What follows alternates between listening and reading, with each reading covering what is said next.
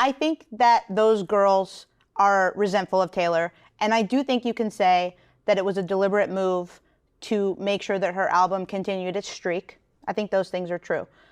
But she's a business. She's trying to make money. She's trying to keep her career going. She's trying to continue to set records. So I don't think we can hold that against her. Gross, though, as a human and as a woman who claims to be like a feminist and she wants to prop people up. She wants money. She's a billionaire, like a self-made billionaire. Well, not self-made because obviously she. This is my question, just to present to everyone. So I read a tweet that said, if Thriller was coming out next week, Taylor would release another album to stop it from reaching #1. Like, my question is just, you are Taylor Swift. You are Elvis level. You are, you are the greatest of all time, one of the greatest ever in American history. And I do think if you are rounding the bases of being 35 and you are the greatest ever, and there's some people coming up that could have their first #1, and you have the power to let them have #1 or not, I just don't know how classy it is. And I also think that karmically, I think you're messing with some stuff.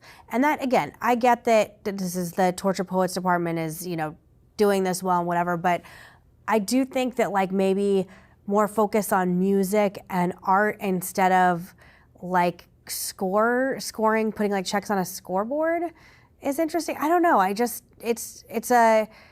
even know this was a thing until recently and then it was like all over my Twitter and my TikTok.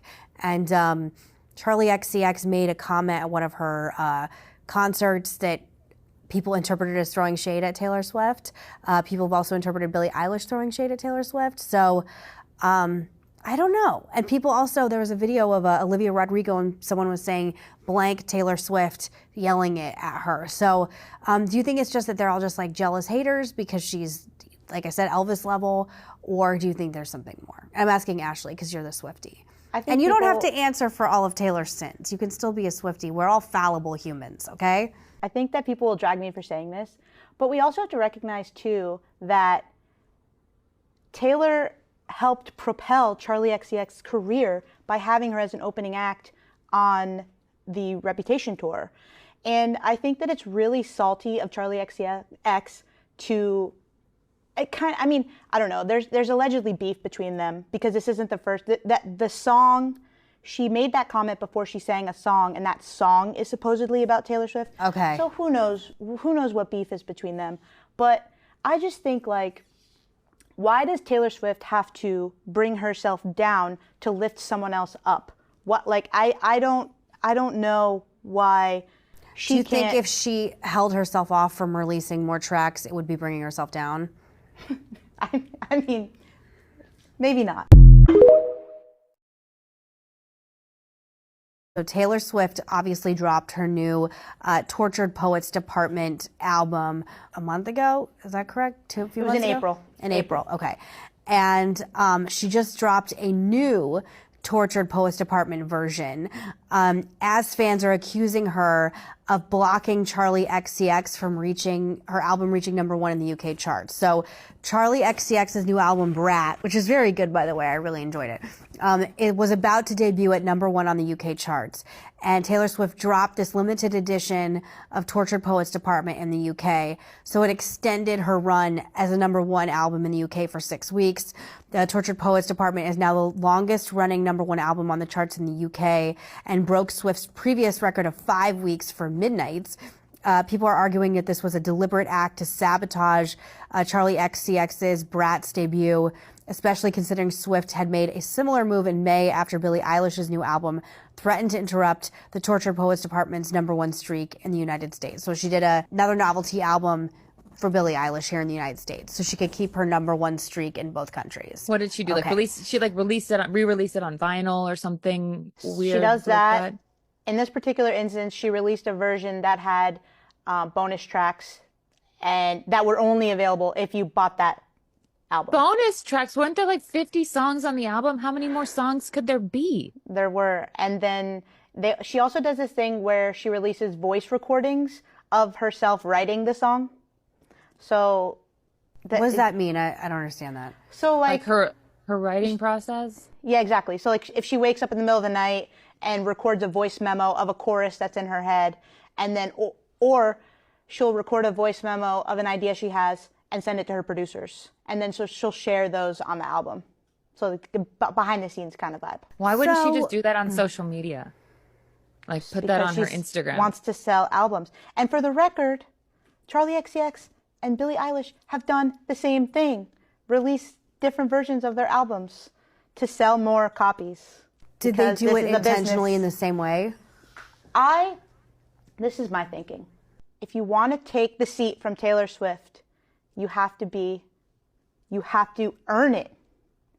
And they didn't earn it. Well, in all fairness, I mean, Billie and Charli haven't been around since 2006. They're relatively new artists, and to say that Billie Eilish hasn't earned her seat next to Taylor is a pretty preposterous argument. She's got an Oscar, so she also beat Taylor's record for being the youngest person to win Album of the Year at the Grammys. Taylor Swift fans are not happy with Gabriette after a recent comment she made about Taylor's upcoming album, The Life of a Showgirl. Before I get into the details, and there are a lot of details, my name is Riri. I'm an entertainment and pop culture news reporter, and you can follow me for more videos like this. Now let's get into it. In case you're unaware, Gabriette is engaged to Maddie Healy, who used to date Taylor Swift. She is also friends with Charli XCX, who is married to Maddie Healy's bandmate George. Charli XCX released her album Brat last year, and on that album there's a song called Everything Is Romantic. On Taylor's upcoming album The Life of a Showgirl, she has a song called Actually Romantic. There has been an alleged leak of the lyrics of Actually Romantic. Obviously I won't share the leaked lyrics in this video, and I don't even know if they're real. But in the alleged leaked lyrics, Taylor Swift sings about someone who kind of shades her all the time, and she says that it's actually romantic because they're kind of obsessed with her while Taylor takes the high road and keeps her mouth shut every time. If these lyrics are real, fans think she could be talking about Charli XCX. For one, because the song is called Actually Romantic, and again, Charli has a song called Everything Is Romantic. Also, we know Taylor Swift loves numerology, and Actually Romantic is track 7 on the Life of a Showgirl album. And you guessed it, Everything Is Romantic is track 7 on Charli's Brat album. Coincidence or not, I don't know, you tell me. Now, I'm speaking as both a huge Swiftie and I'm also a Charli XCX fan, but a few times it has seemed like Charli shaded Taylor Swift in the past, like her photo shoot last year with New York Magazine. It featured a bloody friendship bracelet, but in the same New York Magazine article, Taylor Swift praised Charli XCX's writing abilities, and Charli's song Sympathy as a Knife is widely speculated to be about Taylor Swift, but despite that, here is Taylor Swift dancing at the Grammys while Charli XCX is performing. And like I mentioned, Charli is good friends with Gabriette and Maddie Healy, so fans were surprised to say the least when Gabriette commented on a parody video about Taylor Swift. A comedian named Veronica Is Cool made a video writing what she thinks the life of a showgirl is going to sound like. Gabriette commented on the since deleted video writing, "Babe, record Actually Romantic, please." Some people may argue that Gabriette is just joining in on the fun and she liked this video and thought it was funny, but you're commenting on a parody video of your fiance's ex-situationship. I don't know, it's just a little weird. It's also kind of giving off the impression that she's keeping up with the leaks that are online. A lot of fans believe that this proves Gabriette knows about the leaked lyrics for Actually Romantic, and she knows it's about allegedly her friend Charli XCX, and she's kind of making that publicly known. So naturally, the Swifties are flooding Gabriette's Instagram tagged section with pictures of Taylor Swift, but they're also tagging her in really creepy pictures, and again, hundreds of pictures of Taylor Swift. So what do you think? Is this all one big coincidence? Was Gabriette being shady, and did she see the leaked lyrics of Actually Romantic? Are the lyrics even real, and are they about Charli XCX? Let me know all your thoughts and theories down below, and please, let's not send hate or threats to anyone involved. Don't wanna see a backstage of my book.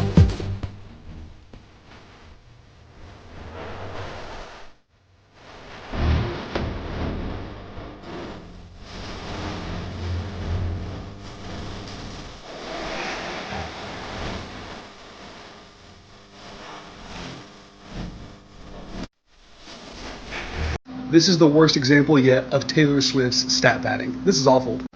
She says she's a feminist, she supports women. Right here, Charli XCX was predicted to go #1 in the UK with Brat this week. So what does Taylor Swift do? She releases an extra edition of the Torture Poets Department, and it's only available in the UK. What possible reason is there for this, other than trying to stay at #1 above Charli XCX? And see, this isn't like it's someone random. Charli XCX has opened for Taylor Swift before. She has been the opener for her concert. They have toured together. And she is going out of her way to release more versions just to block Charli from going #1. See, this isn't that women support women. This is why no one cheers for her at the Grammys when she wins an award and announces a new album. She wonders why Olivia Rodrigo and Billie Eilish and all these people, they look like miserable while Taylor Swift is talking.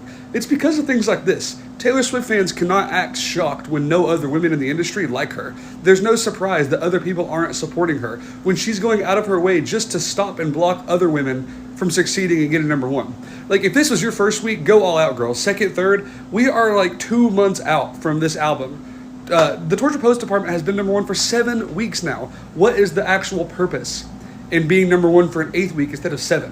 Who's going to look back in 20 years and be like, oh, this album, it was #1 for 8 weeks, not 7, guys. It was pretty successful. The album's already sold like over 4 million copies. Clearly a massive success. What does it benefit her to have a #1 album for the 8th week? It benefits her none, but it benefits Charli XCX so much to have the #1 album in its launch week for an album that's being critically acclaimed and selling way above Charli's normal standards. This is why no one in the industry supports Taylor Swift, because she doesn't support anyone but herself. Azalea Banks has chimed in on the quote-unquote Taylor Swift and Charli XCX beef.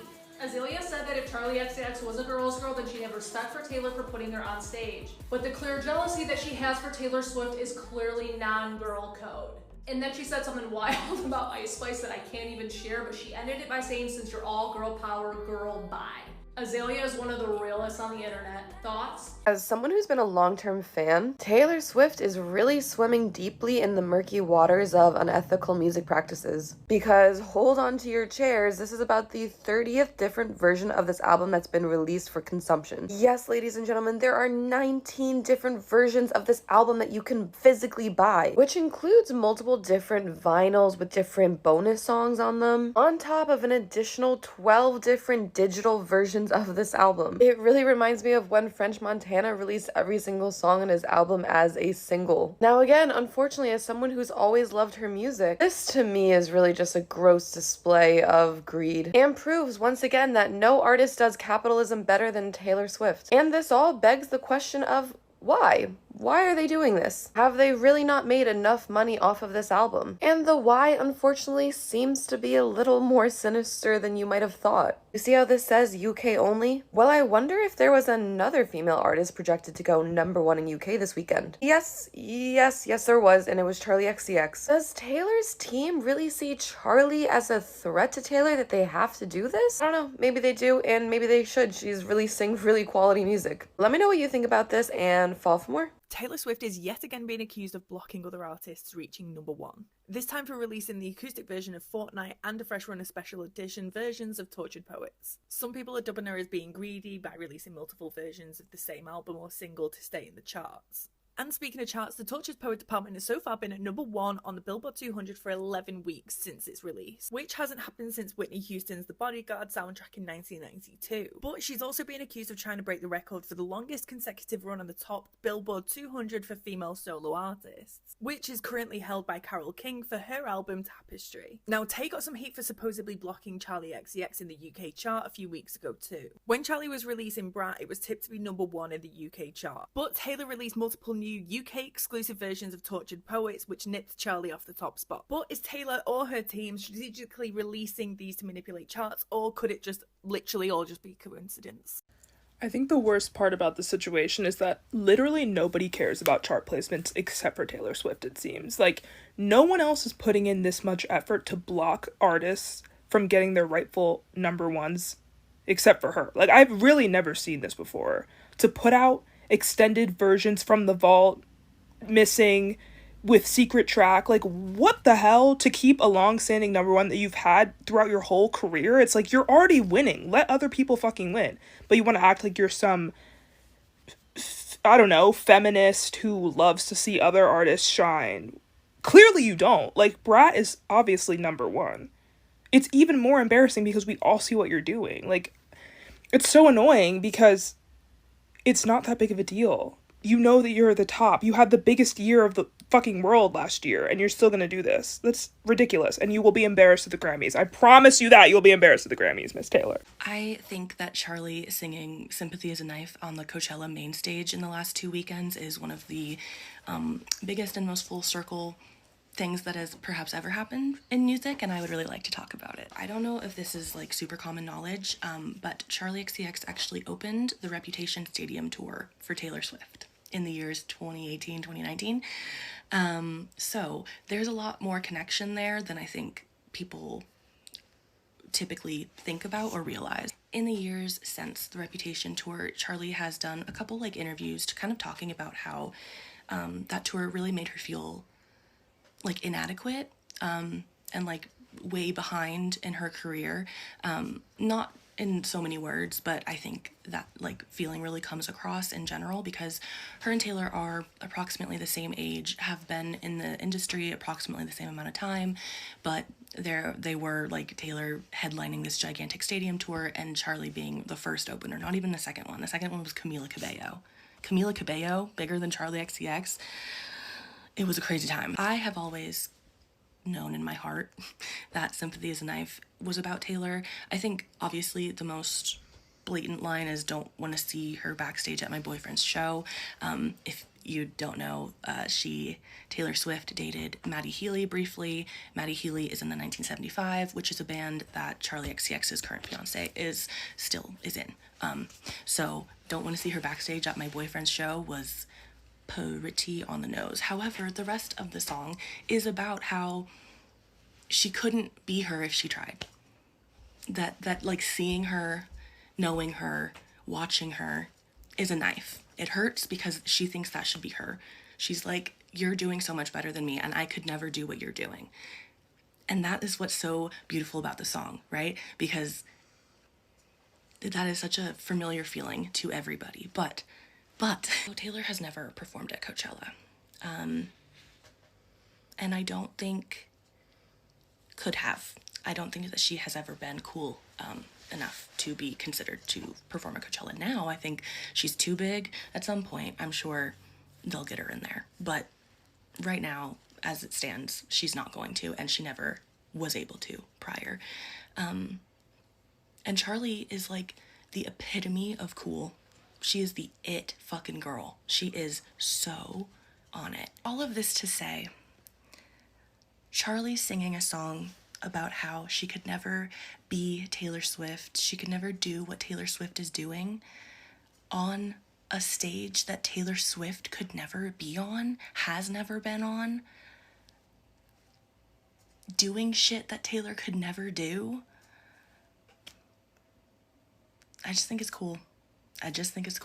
As a brat and as a Swiftie, this song is my Roman Empire. But I feel like you need to know more about Charli's career timeline and how Taylor Swift intertwines with that to understand it to its fullest extent.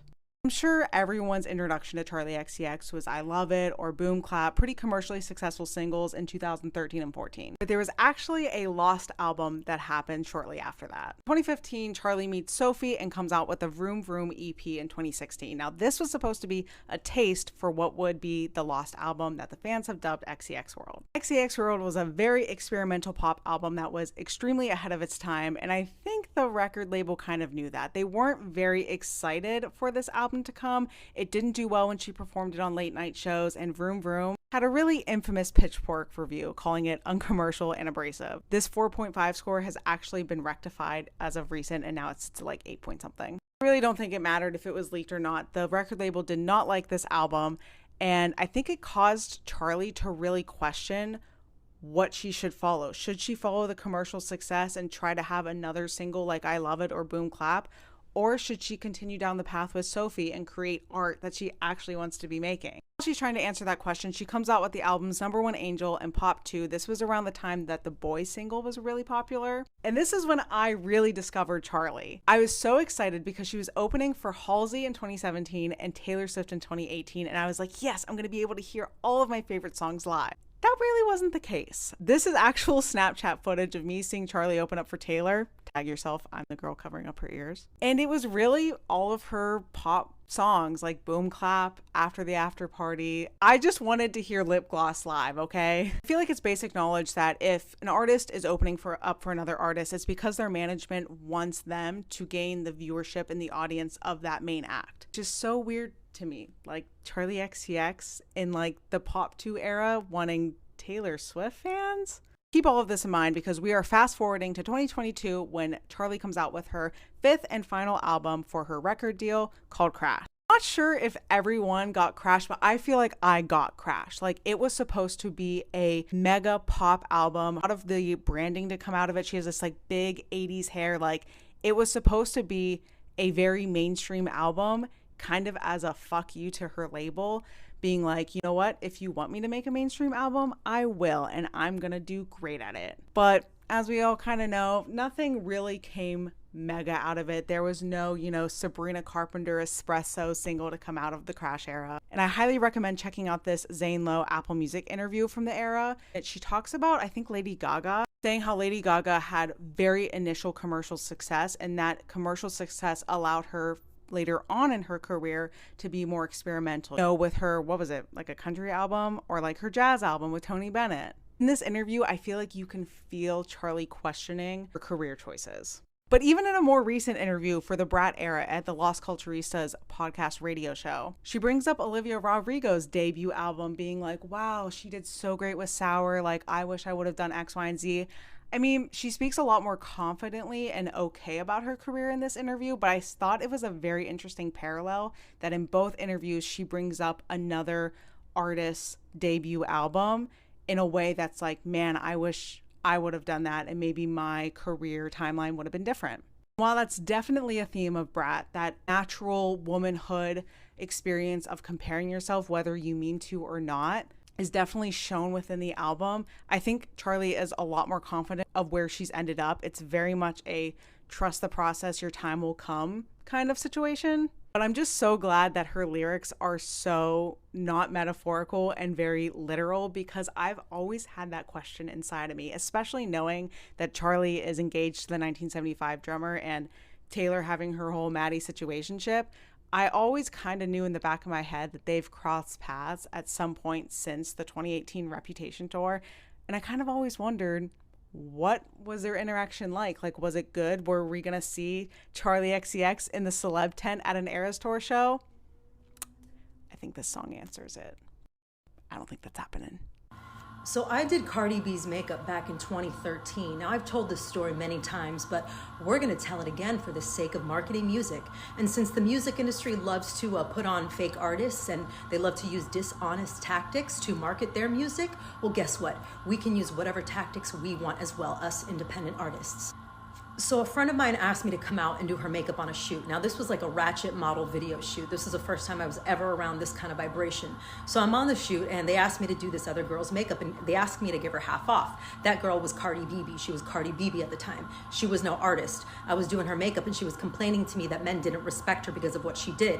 Next thing you know, smack white, a battle rap curator walks up in the room. He looks at me with my natural body and he says, I want to shoot you. And I said, no, I'm not here for that. I'm just the artist. I said, but I'm an artist. And I turned around and I started, talking my stuff. Next thing you know, dudes were coming up all around paying me respect because I was talking about how I was working with Ali Vegas, an underground rapper at the time.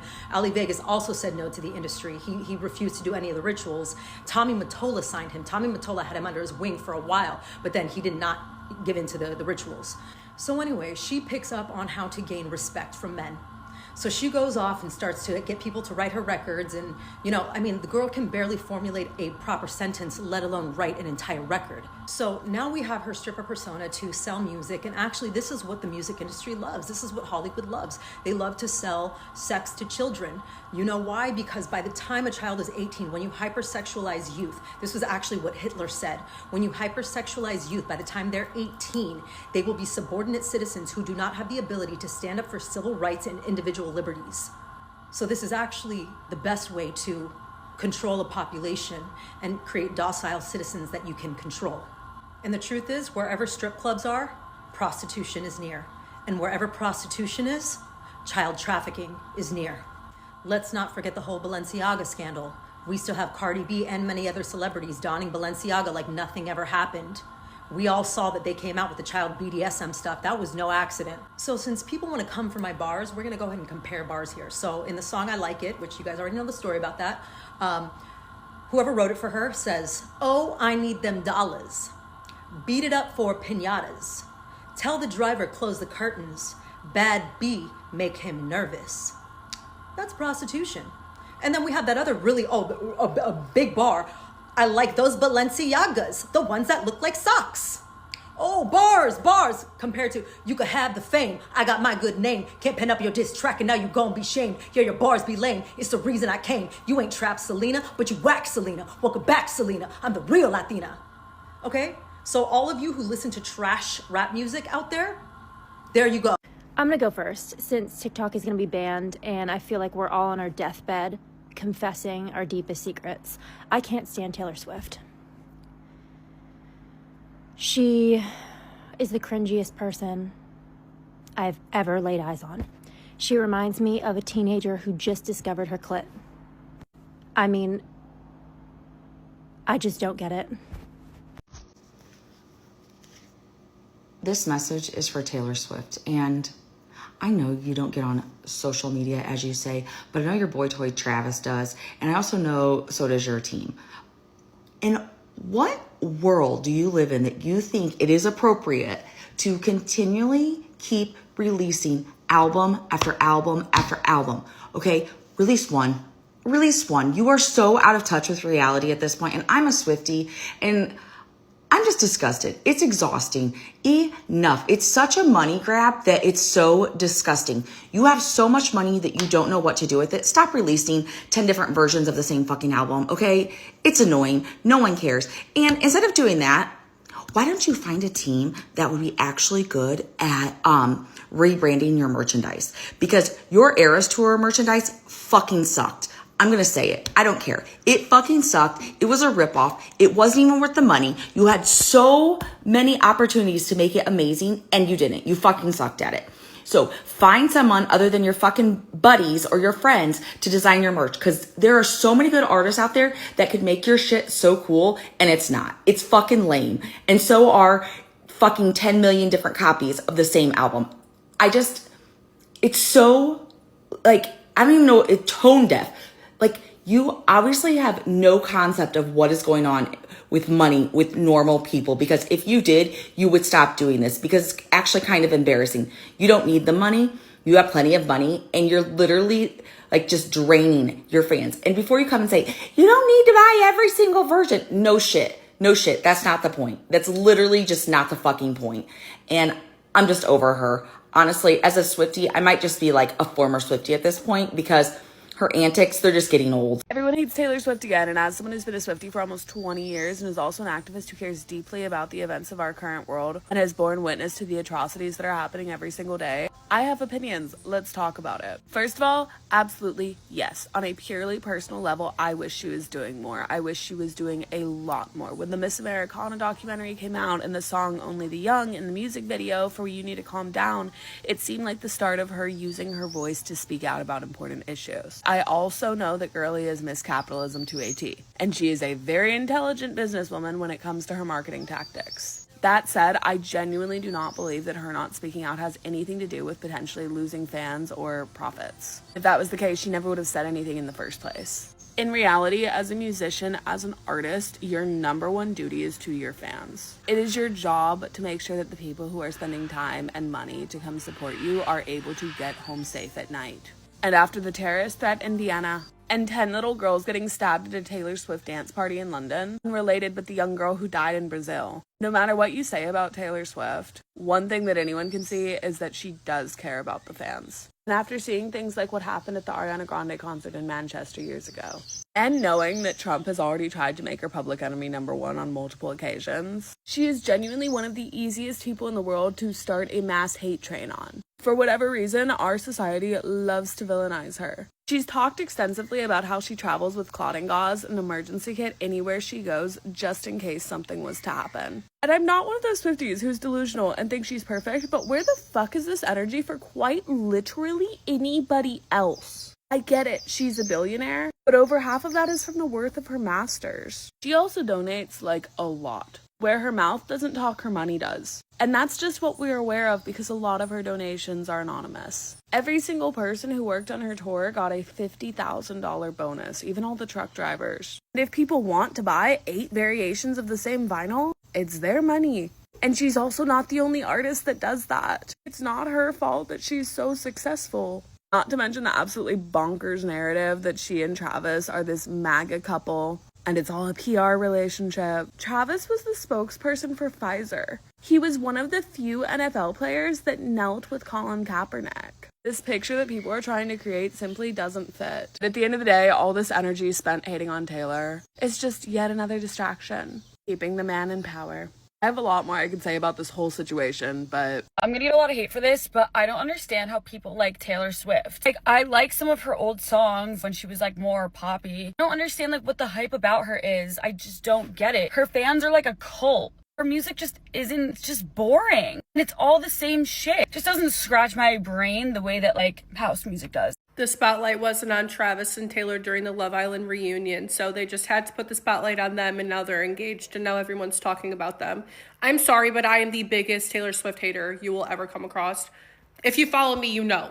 Even if you don't, I'm sure you've seen my videos on your For You page about talking how much I don't like her. She supports the devil, and her music is trash, and I will not support someone like that, but, I mean, it's kind of obvious that they just wanted the attention on them because everyone was talking about Love Island, so they had to propose, but, you know, congrats to the newlyweds, I guess, or whatever the heck, but I guess they're engaged now. People who are not brainwashed by Taylor Swift see replies like this from a diehard Swiftie. All logical people see is brainwashed, brainwashed, delusional, brainwashed, delusional, delusional, parasocial relationship, extended disbelief, brainwashed, brainwashed, brainwashed. What you're saying makes no sense. Taylor Swift is a bad person. She's a typical billionaire disguised as Mother Teresa, and a lot of you fall for that. I made a TikTok explaining that it's a shame for a billionaire to hoard hundreds of millions of dollars in real estate when they could be changing so many lives with that money. Of course, Taylor Swift puts it all into real estate because that's the best way to make sure that it grows and grows, because being a billionaire, it is never enough for Taylor Swift. She always wants more. She could change so many more lives, and she won't. She does just enough to make sure that y'all keep on defending her, saying that she donated to all the food banks in every city from her Eras tour. She does just enough to keep you people defending her sainthood. Don't get me wrong, obviously what she does donate is life-changing and really good. But that doesn't change the fact that she is sitting on hundreds of millions of dollars and she still wants more. You guys fall right into that trap, and yes, I do feel the same about Donald Trump and Elon Musk and Beyonce. But the difference here between them is that none of the others that I listed pretend to be this fake, relatable persona to their fans. I figured out why I don't like Taylor Swift, and the reason I don't like Taylor Swift is because she's a Karen. Not to mention that she's a billionaire, and no billionaires are ethical like that. That is in and of itself enough. But like personality-wise, like something and she's Karen, right? And the billionaire thing like plays into that. Like she is freaking dirty rich, as in unethically rich. She is not original in any way. She's completely unoriginal. She steals from other people. Her entire career has been mimicry, and you can see that in the fact that started as a country artist and then just jumped to pop because she was like, what can make me more money, what's trendier, what is, etc., etc.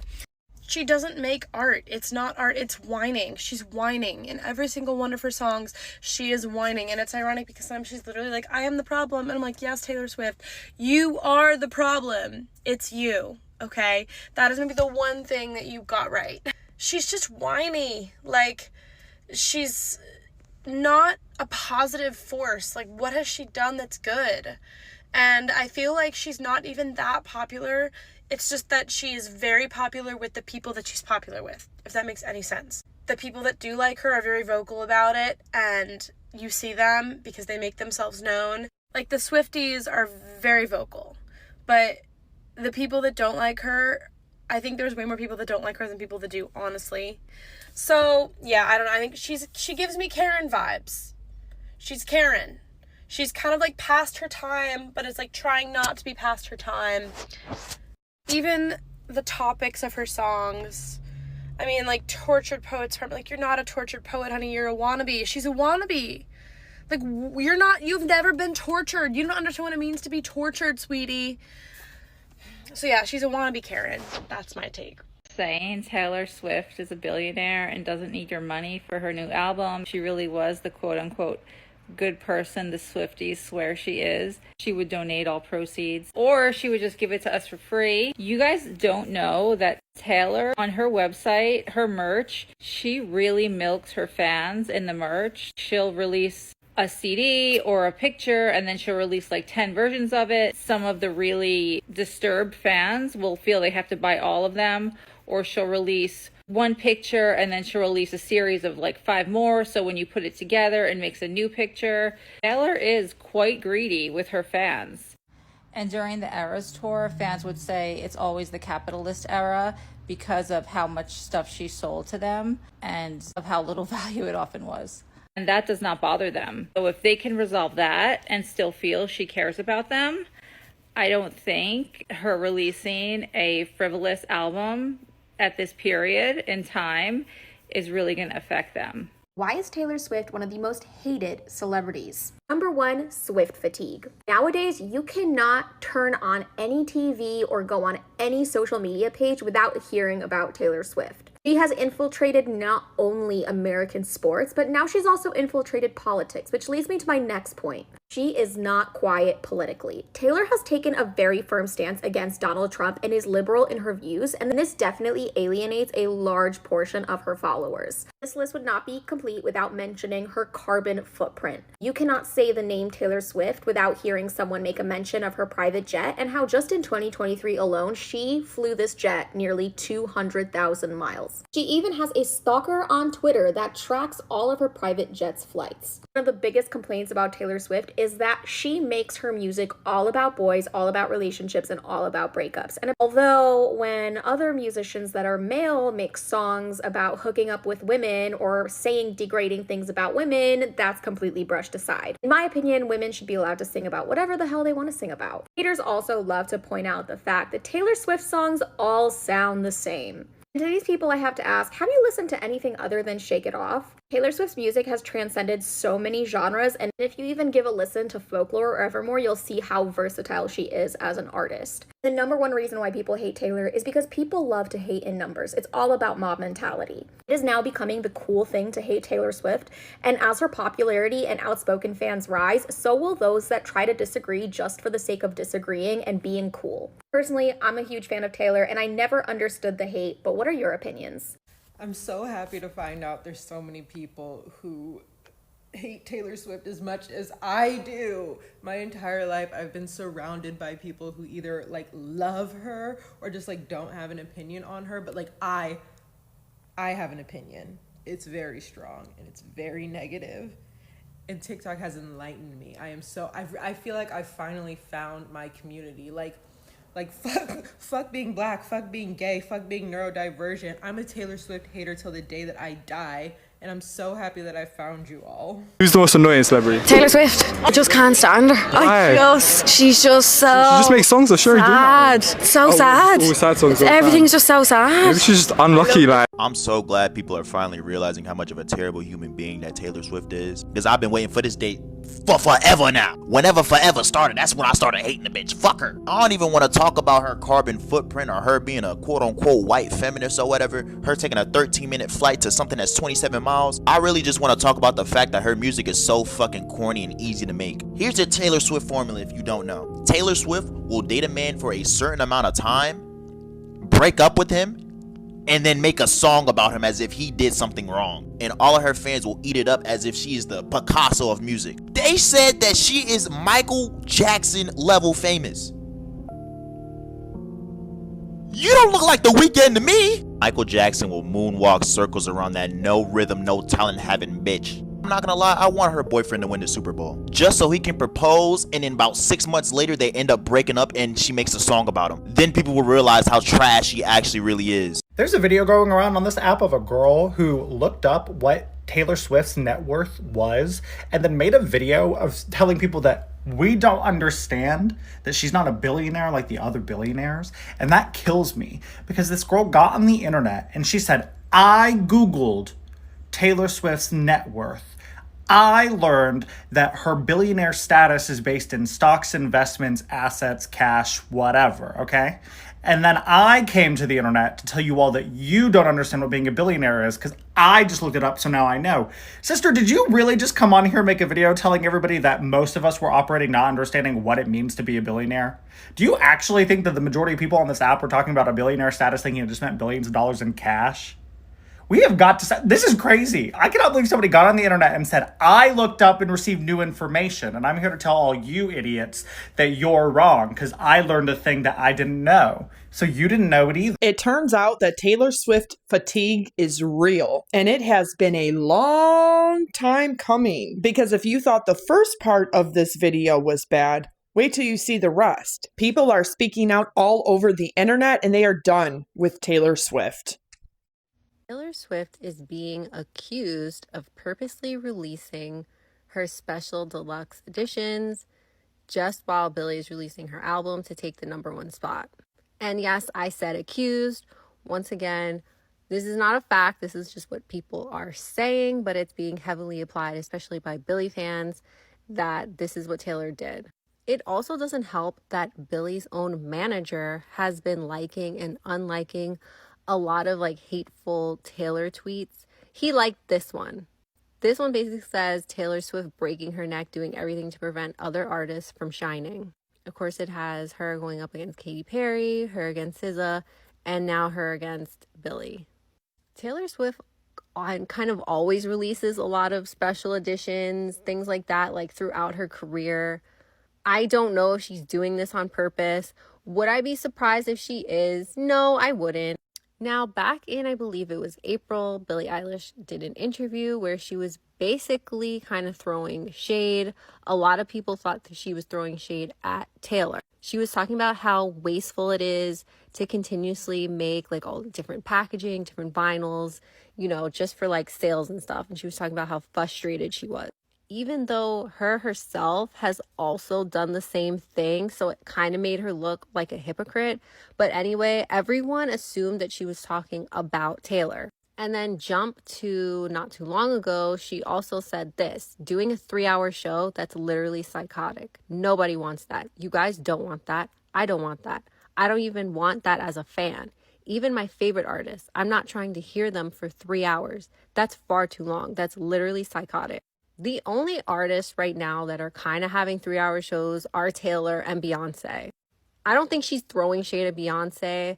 I think this is towards Taylor. I didn't want to believe that she was taking shots, but along with her manager liking all those tweets, it's clearly about Taylor. I don't know why Billie is doing this. Why put down or criticize how other artists are handling their own situations? It has nothing to do with you. No one's forcing you to do a 3-hour show. If Taylor or other artists want to do a 3-hour show, that's their business. And yes, their fans do want a 3-hour show. If I'm going to pay thousands and thousands of dollars, airfare, hotel, food, just to see my favorite artist, I want my money's worth. So just because Billie doesn't want a 3-hour show doesn't mean that other people's fans don't want a 3-hour show. They probably do. I understand the frustration of Billie Eilish. I mean, a lot of things have gone wrong in this era. A couple months ago, like her track list was leaked and the cover album was leaked. So I think she is just frustrated. But if you're going to take swings at a huge artist such as Taylor, you can't be confused when they swing back. I feel like when people come at Taylor, like especially like her work ethic or like her career, she's going to attack in any way she wants. You know, if a man talks shit, she owes him nothing. Taylor is the mastermind. She's gonna hit back. You can't just take swings at people, especially like Taylor. Taylor will write an entire album just to ruin your life. Like, she has no problem doing that. Billie is an amazing artist. You don't need to keep taking swings at people and criticize what other people are doing. Who cares? It doesn't have anything to do with you, and it doesn't take away any of your brilliance or artistry. Like, keep doing you, but you don't have to keep criticizing people. Who cares if they want to put millions of vinyls out? Who cares if they want to do a 3-hour show? That's their business. That's what their fans want, and their fans are going to pay for it. No one's forcing anyone to go to that concert or buy those albums. Those fans want to do it. So it doesn't have anything to do with you. And as much as I love Taylor, I do wish she would sometimes let things go.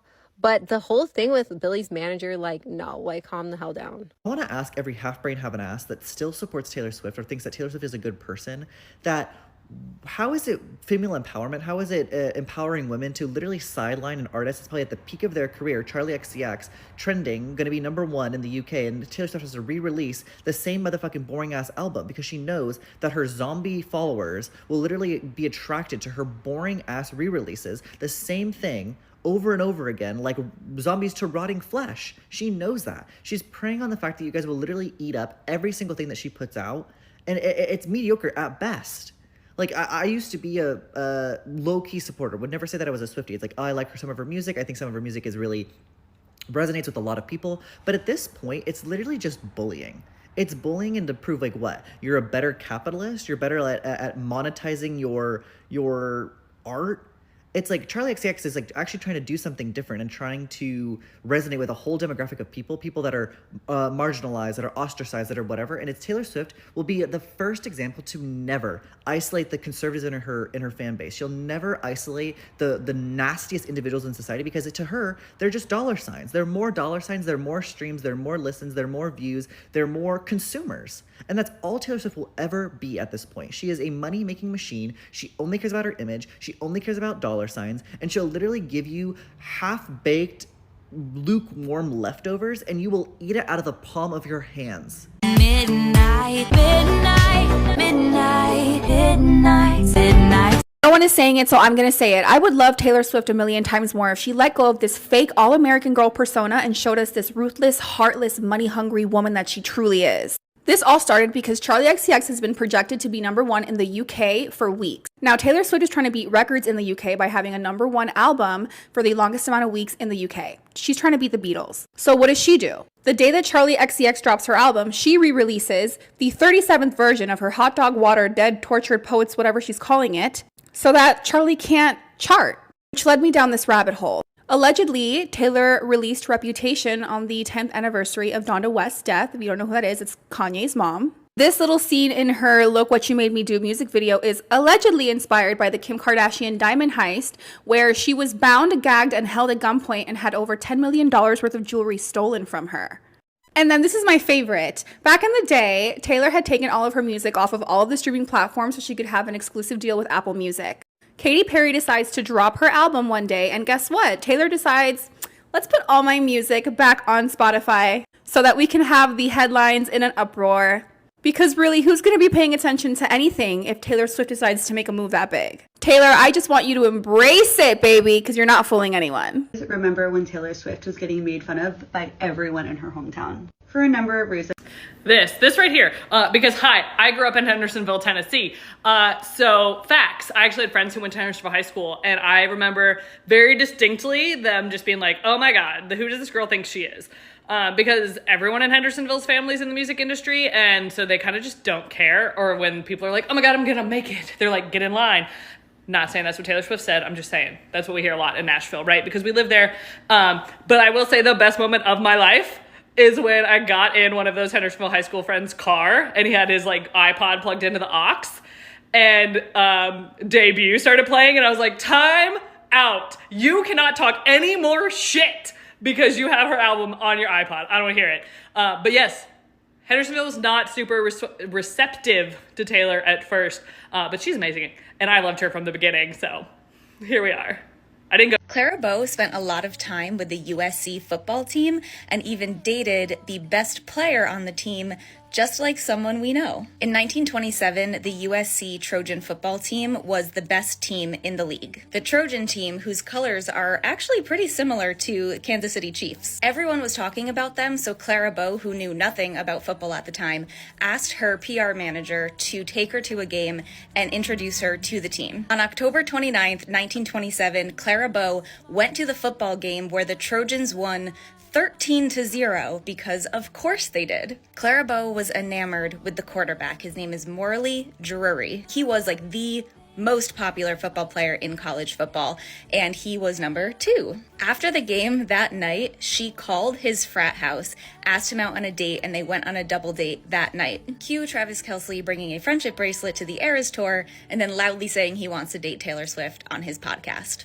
Same vibes. Clara Bow became fast friends with the entire football team, and it was really the first time that she had found a group of friends in Hollywood that she felt comfortable with, because they were both equally well known, and so her celebrity never got in the way of their friendship. Which does remind me of Taylor hanging out with the Kansas City Crew and the Wags. Clara went to a ton of USC football games, and she would appear in a bright red sport suit, bright red slippers with high gold heels, bare legs, and a bright red beret. When she was asked, why come to a football game wearing heels, she said, why not? I like them. They make me feel good. Clara Bow threw a bunch of parties for the USC football team at her house, and she hosted an annual dinner for them every year. They did have their fun at parties, but it really wasn't more than what normal college kids do, and it never really amounted to more than some like noise complaints. They had touch football games on her front lawn, and they would go like skinny dipping in the middle of the night. But unfortunately, those were not the rumors that went around, and there is a much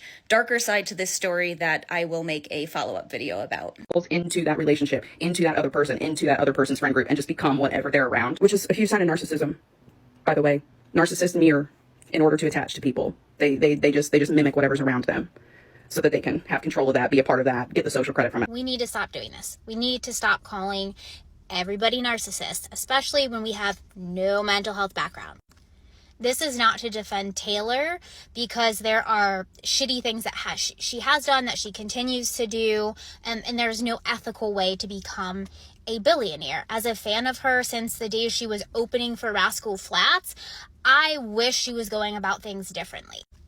At the same time, calling everybody narcissist and using these really broad symptoms or spectrum of symptoms to diagnose people is harmful, not just for the people you're trying to diagnose, but for the community at large, because then we don't truly know what these diagnoses look like. Part of being a therapist is using differential diagnosis, being able to know that there are so many diagnoses that look and feel really similar, and we've got to look for like what are the things and components that maybe make it so that that doesn't fit. And when we start just slapping these labels on everybody, what we do is dilute our understanding of what these diagnoses are. There are so many different diagnoses, particularly trauma-related diagnoses, that can mimic this lack of core identity. Things like attachment trauma, complex trauma, just like general PTSD can cause us to lose a sense of self. Being a social chameleon can also be a part of just being neurodivergent. It can be a part of having really bad social anxiety and just trying to fit in. It's really, really frustrating for me, especially as a trauma therapist, to hear creators calling everybody narcissists when it's just not accurate. I also want to add that all humans, all of you, creator, myself included, we all have narcissistic traits. Not everything is narcissism. If you hate Taylor Swift, stop scrolling. And I know all the people who follow me are going to be like, what are you doing? I have a reason. If you hate Taylor Swift, I want you to tell me in the comments why. And I want it to be specific. I don't want it to be like, I just don't really like her music, and I don't really like I want specifics, like something she did, something she said, one of her songs. And don't blame the fans, okay? That's not liking Taylor Swift, that's not liking Swifties. That's a different thing. They're not the same person, okay? Because there are some groups that are intolerable, okay? But I'm talking about Taylor Swift herself. And if you can't think of anything, maybe have a little bit of a reevaluation, put her on shuffle and go, actually, some of it's actually quite good. But yeah, no, I genuinely, I'm open to listening because I am intrigued. What has she done to make you hate her so much? Or maybe someone you used to loved her, and now you hate them, so you hate her. Because I feel like that would be excusable, because it's like, okay, that makes sense. Because they go together, it reminds you of them. I feel like maybe that's the only excusable one. I mean, I'm sure there's more, but I'm intrigued because I feel like there's a lot of hate, but not a lot of reasons. So, let me know. Truly never understand the level of hate that Taylor Swift gets. Like, I will never be able to compute it. I will never be able to wrap my brain around it. I will never be able to make sense of it. Particularly hate from women about her. Like, I know men get their panties in a wad over Taylor Swift. I see it all the time. But I'm talking specifically about the women that attack her and cannot stand her for literally no reason. Any video I ever post in regards to Taylor Swift that does any kind of good on the For You page, the amount of comments of women bashing her, attacking her, and attacking me for just talking about her, like telling me I'm obsessed, which, okay, yeah, and telling me that I'm like delusional for liking this woman and that I need to stop worshiping this woman because she's so awful. And it's especially interesting because I swear this woman could breathe in the wrong direction and it will make headlines. Meanwhile, we have Zach Bryan out here being a literal fool, ruining women's lives. And yet people are saying that Brianna is like an attention seeker and that she needs to give it up and stop talking about him. And I'm just like, can you imagine what they would say about Taylor Swift if she did what that man did? Like, seriously, can we take a second and think about what that would look like? What people would say, how crazy they would go. Her career would be done. It'd be over. You don't have to like her music. You don't even have to like her as a person, which is illogical considering you don't know her. But if that be the case, all you have to do when you see any content in regards to her is simply scroll. If you're leaving a comment saying how much you hate her, my sweet child, you are the one who's craving attention. Okay? Very surprised that there are not more people talking about the fact that Taylor Swift just scammed the shit out of you guys with all this Masters business. You don't even go here. But what are you on about? She was with Big Machine. She had the opportunity to buy her Masters. She didn't like the deal that they were going to give her, so she passed on them. You're right, because the deal was fucking trash. Scooter Braun, arch nemesis number 35. Girl. Comes in, he buys Big Machine Records, he buys her Masters. He tries to give her a deal to buy back her Masters, but it includes an NDA. And Lord knows this girl can't shut the fuck up. Wrong. The issue with the NDA is that they wanted her to sign it prior to even being told any of the terms of the fucking deal. Why are you here? Then she makes this huge deal about... Did she make a huge deal? And she says, you guys cannot listen to the originals. No, she didn't. Girl power, you have to listen to Taylor's version. No, she didn't. And it comes time for her to re-record Reputation, which she wasn't because she was so busy devaluing the Masters and then buying them back that she... I don't know, it's kind of giving like, that was the fucking point. But go off, sis. What else? She was never going to re-record Rep. She didn't have to. Were you like in on the group chat or are you just making shit up for fun? She made so much money off of those absurdly ridiculous ticket prices on that tour.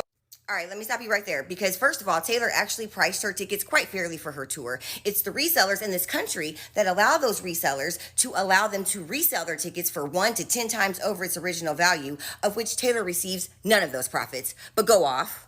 Scooter Braun still made $100 million off of those Masters. If we refer back a few moments ago where you were discussing how she was too busy devaluing her Masters, babes, this would be the fucking reason why that mattered. Hello? It worked out perfectly for her because you guys bought multiple albums. You bought 2 of the same exact album, probably more than 2 versions of the same exact album. And did. Cardigans too, babes. Honestly, the most offensive part to me was that she released that letter that was like 18 paragraphs too long. And I'm offended you got on Taylor Swift's internet with all of this confidence and not one single fucking fact. I don't listen to her music. I don't stream her music. I don't go to her shows. I don't like her. And yet you knew just enough about her to sound confidently stupid for 3 fucking minutes. Like, please. So as a Swiftie, no, I don't feel scammed by Taylor. But watching your video all the way through is time I'll never fucking get back. And that's fucking criminal. Have the day you deserve. Bye! Do you know what glitter tastes like? Have you seen the glitter of my heart? Just a few weeks ago, it was all your glitter, but now you made it so dark. Do you know what glitter tastes like? Have you seen the glitter of my heart? Just a few weeks ago, it was all your glitter, but now we are apart. I used to be a glitter girl who wore her sneakers, no high heels, and I would just wear chapstick. My glitter was on the inside, it sparkled on the outside, but you came and took it, yeah. Do you know what glitter tastes looks like. Have you seen the glitter of my heart? Just a few weeks ago it was all your glitter, but now we are apart. Does anybody else find Taylor Swift's engagement really suspicious? Like, why would a woman who's a billionaire need to get married to her little football boyfriend for love? Like, that doesn't add up to me, because ultimately marriage is not about love. It's just a business contract, and the wealthy know that. So what is she gaining from marrying him? Like, I understand what he's gaining from marrying her, but what in the world is she gaining from marrying him? Like, it's not going to improve her career. So what, you know, is the payoff for her? Like, maybe, like, I have been very lucky in my personal life to not have very many friends and family in my personal circle who ended up becoming Trump people or MAGA people. But I had one girlfriend who I had had for a really long time, who I met at a different time in history when it was more popular socially to be accepting of LGBTQ people and, you know, like more progressive thinking. And I'm genuine about those morals and values.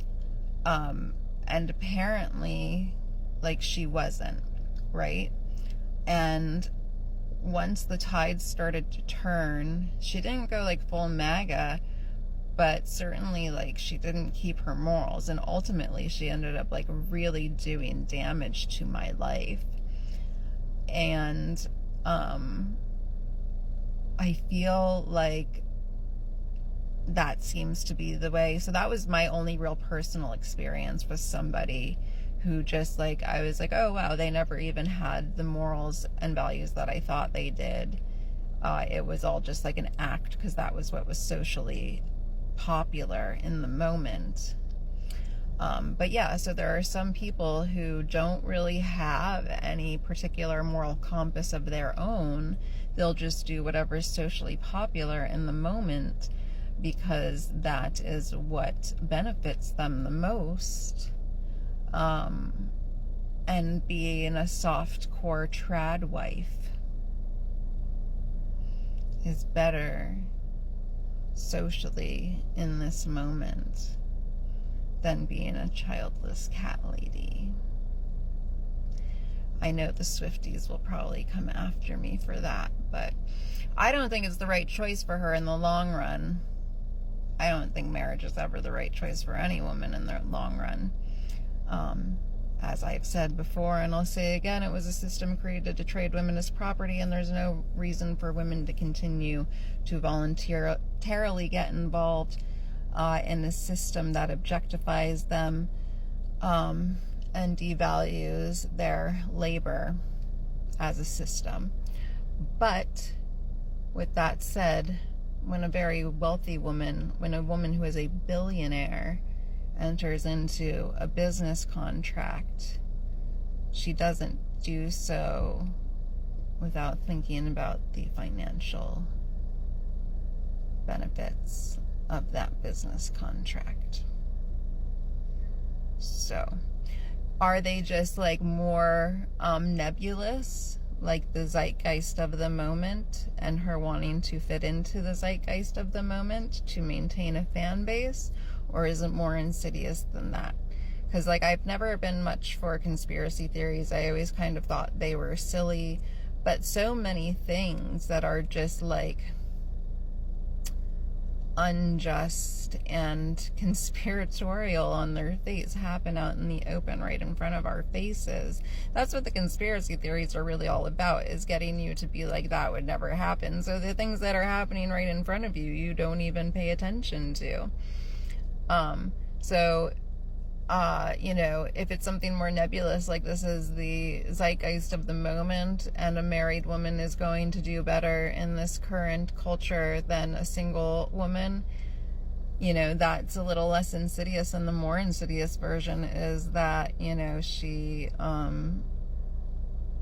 has taken up with a new crowd to make her fortunes more fortunate. So there you go. Yeah. So I feel the exact opposite of Charlie Kirk, whatever his little quote was about Taylor Swift getting married. I'm going to say, Taylor, why would a woman who's a billionaire and needs no man at all enter into a marriage when she could simply keep the men she chooses around, or not do that at all, and never have to share her resources with those men? Though I assume she'll have a good prenuptial agreement. One thing I can say is I think that if a woman like Taylor Swift was a woman who felt like got married for love, she probably would have been married before her mid to late 30s. For anybody who finds Taylor Swift annoying, who is a little mildly irritated by her, I want you to ask yourself why you think you feel that way. Why haven't you made TikToks about how annoying she is until like recently? And I want you to consider that like this is her PR strategy at work. When she was partnering with indie, alternative, black, and queer artists like Ice Spice, Dita Von Teese, and these guys, and Laith Ashley, and inviting a mostly queer lesbian group of friends to her VMAs after party and posing with openly out artists, it's likely that she was not irritating to you because she seemed more like you. This series of photos with Fletcher and Kelsey Ballerini, like how many executives were in meetings where this photo was planned? These photos were taken by Tree Payne, her publicist. Fletcher attended this party in a see-through chainmail dress. Like, that was probably workshopped, right? The decision to have mostly queer artists open for her, workshopped. So if you like her a lot less and you find her irritating, now that she is as ubiquitous as ever, but she's doing it with more mainstream friends and relationships, then that says something about what PR you respond to. So you're not attracted to this? Lots of people became fans of hers when she was aligning herself with indie and black and queer artists because that seemed cooler to them. There are people who are finding themselves bigger fans of Taylor Swift now than they did last year because they like this version of Taylor. These topics are discussed in meetings with executives about how to position an artist. I'm not saying that Taylor Swift isn't in those meetings. And I'm not saying that she doesn't like Girl in Red or that she doesn't enjoy being friends with Brittany Mahomes. I'm sure she enjoys all of this. But there have been dozens and dozens and dozens of meetings about how exactly to position her, what exactly to wear, who to invite to her parties, and how she should be viewed in the media that affect the way you feel about her. How many meetings do you think it took to get her Midnight's album premiered on NFL Halftime back in October of 2022? And a month later, in November of 2022, when you announce your Eras tour starting in March the following year, there just so happens to be a football season sized gap in your tour dates between September and January, giving you plenty of time to meet a football player in July and date him and appear at NFL events. I also don't think it's an accident that for the last 2 years we've been seeing TikToks of football teams in the NFL telling you their favorite Taylor Swift song. This is not manipulation. This is the business of the music industry. Do you remember what the NFL was dealing with 2 years ago? Constant scandals related to domestic abuse from its players. In July of 2022, this article in the New York Times came out. By October of 2022, they were partnering with Taylor Swift to launch Midnight's on their halftime show. I can imagine the meeting where NFL executives said, we need to partner with a woman who empowers other women and girls and get her to bring more female interest in the NFL. And they got Taylor Swift. And we're not talking about domestic violence anymore from NFL players, are we? I don't think Taylor Swift is operating in any way different than the music industry operates. She puts forward and collaborates with artists that will make her seem cooler than she is because she's getting older. And she's not appealing to young people the same way she did when she was making songs for teenagers. And when she partners with someone like Phoebe Bridgers, It not only elevates Taylor Swift because it makes her seem cooler, but it elevates artists like Boy Genius. Look at this year's Grammy winners and nominees. How many of them come from the Taylor Swift cinematic universe, right? Muna, Boy Genius, Lana Del Rey. A lot of these artists were elevated by Taylor Swift because she had them open for her. That is part of what she knows will happen when she partners with young artists. And she also gets something in return, which is that she gets a younger audience to think she's cool. If you think Taylor Swift is uncool because she is more mainstream now, that says more about what you find cool and less about Taylor Swift herself. And in case you're one of these people who think that you can't do two things at once, like enjoy pop culture and talk about it critically, and also be aware of what's going on in the world, free Palestine. I'll probably regret making this video, but I got into it with a Swiftie in somebody else's comments the other day. And I'm going to put aside any of my personal opinions about Taylor Swift because I think that just shuts people's brains off. My worry about this discourse happening around Taylor Swift right now is not just about Taylor Swift, it's about the fandom culture in general. If you like anybody so much that you become triggered when someone brings up that they are not doing as much as they could for the world, as much good as they could for the world, you may want to examine your like and your love for that person. This conversation that I had with this person in the comments, which I'm just going to drop now because it's clear that it's not worth having, all I said was that, because the conversation was that she doesn't need to talk about anything or that she doesn't need to be political. And all I asked was if the person genuinely believed that Taylor Swift could not do any good if she talked about Palestine. I was just curious. Like, I don't know any Swifties in real life, honestly, which is maybe a little unusual, but I just kind of wanted to know if that was actually the take or if it was something else. And this person said that it was true that it would do no good if she talked about Palestine because of the aid blockade for Israel. Which is crazy. I mean, she could, if she told everyone in her fandom to boycott and stand in solidarity with BDS, done. It would be over, right? I mean, the power cannot be understated. Because can you imagine if Travis Kelce did the same thing, and then all of a sudden now we have the sports bros and the Swifties all boycotting Disney Plus? It would be amazing. It would be amazing. And so, whenever we're liking somebody to the point where their actions have to be correct, otherwise you feel like you're doing something wrong, because that's what it is. These people feel like we're calling them out for liking somebody, when in reality, we're calling out a billionaire. I don't care what you do. You can like Taylor Swift. You can listen to her music. Anything. I don't care. I have some problematic faves. I don't like to give them money or whatever, but like, we all have people that we're like, okay, this is a rich person who doesn't have my best interest at heart because they're a rich person and I still like what they make. That's fine. Just when it shuts off your brain because you like them so much that you cannot think past this person's actions have to be correct, otherwise I am a bad person. Maybe take a step back and disengage for a little bit and try to disentangle a little bit from that person, because it's a little alarming, to be honest. So I'm not going to argue with more Swifties in comments because it's not worth doing. That's what I learned. Quick, tell me something awful, like you are a slave master. Tell me that you hate it here. If I could go back to 1843, if you were still a slave, I'd set you free. I don't wanna love you because losing you is harder than picking cotton. I don't wanna love you because I'll be a slave till you return. If I could go back in time to 1843, if you were still a slave, I'd set you free. The only thing you'd have to pick is my love for you, and after that you could live freely.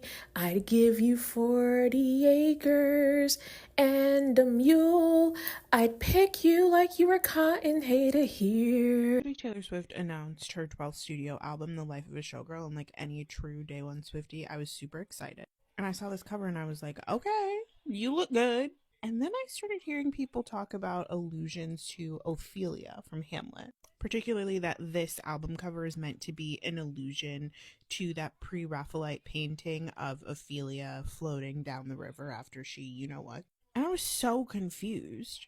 I think part of it comes from the fact that the opening track of the album is called The Fate of Ophelia. And there might be other justifications too, you know. I'm a day one Swiftie. I've been here since Taylor Swift debut, right? But not one of the ones that like does all of the FBI analysis of everything that she posts on Tumblr. Like, I just don't do that. Maybe she's made allusions to Ophelia in past posts, past work, that would be then represented as a through line in this work.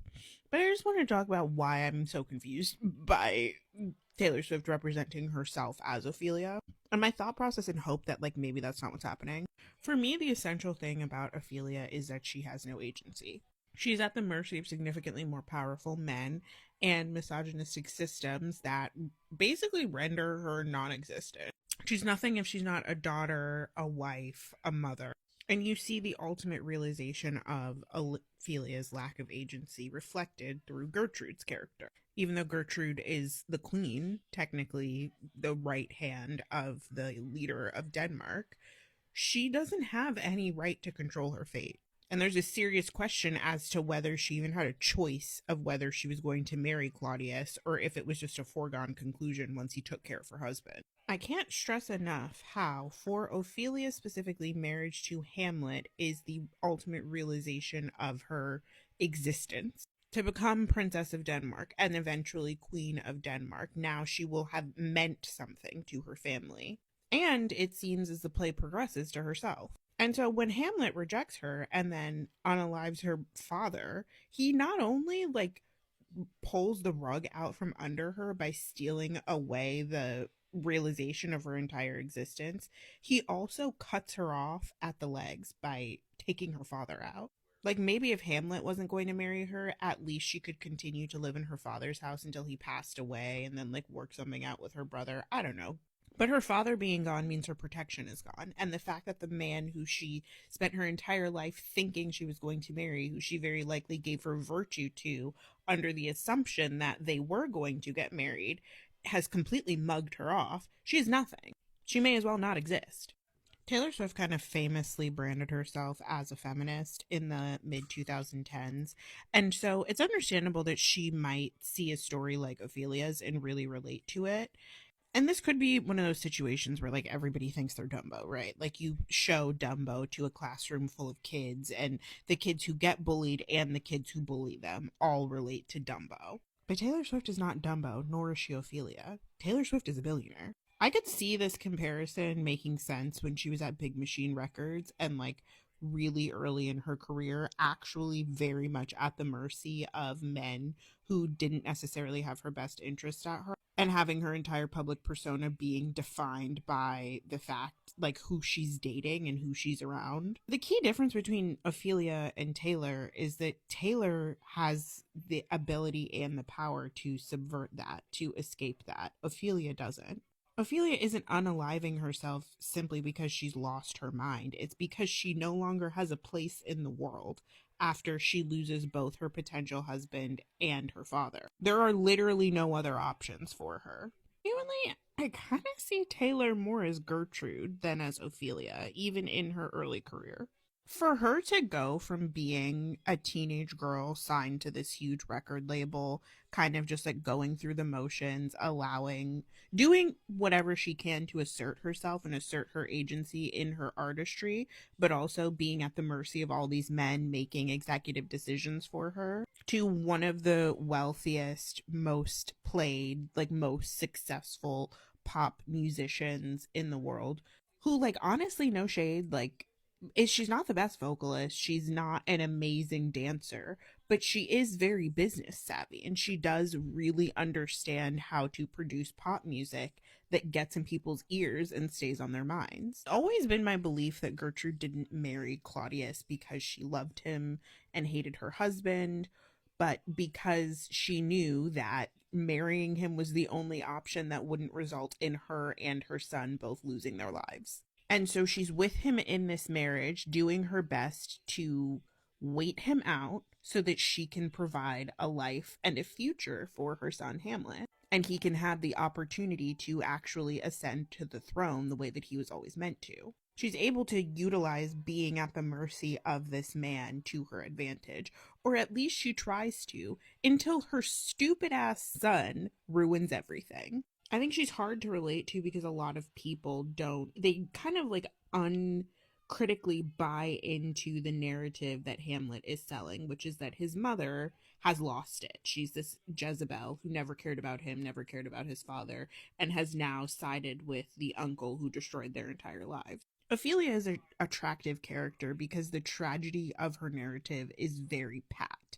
She starts out in this kind of ambivalent position. She is continuously screwed over throughout the narrative of the play, and then she ends up offing herself before anything can even be resolved. But her trajectory exists the way that it does because of her lack of agency. I think it'd be a lot more interesting if women like Taylor Swift could really engage with and start to kind of like reclaim literary characters like Gertrude, just because there's so much there to unravel and unpack that is a lot more interesting than what we're given of Ophelia. And if the fate of Ophelia is that she gets away from Hamlet and goes off and like finds a better guy instead of ending everything, well, that's kind of just like not true. She wouldn't even have thought to do that because of who she is as a character. Now Gertrude, on the other hand, I could see her doing that. Taylor Swift is actually being sued over this, and it's all because of these lyrics in Shake It Off.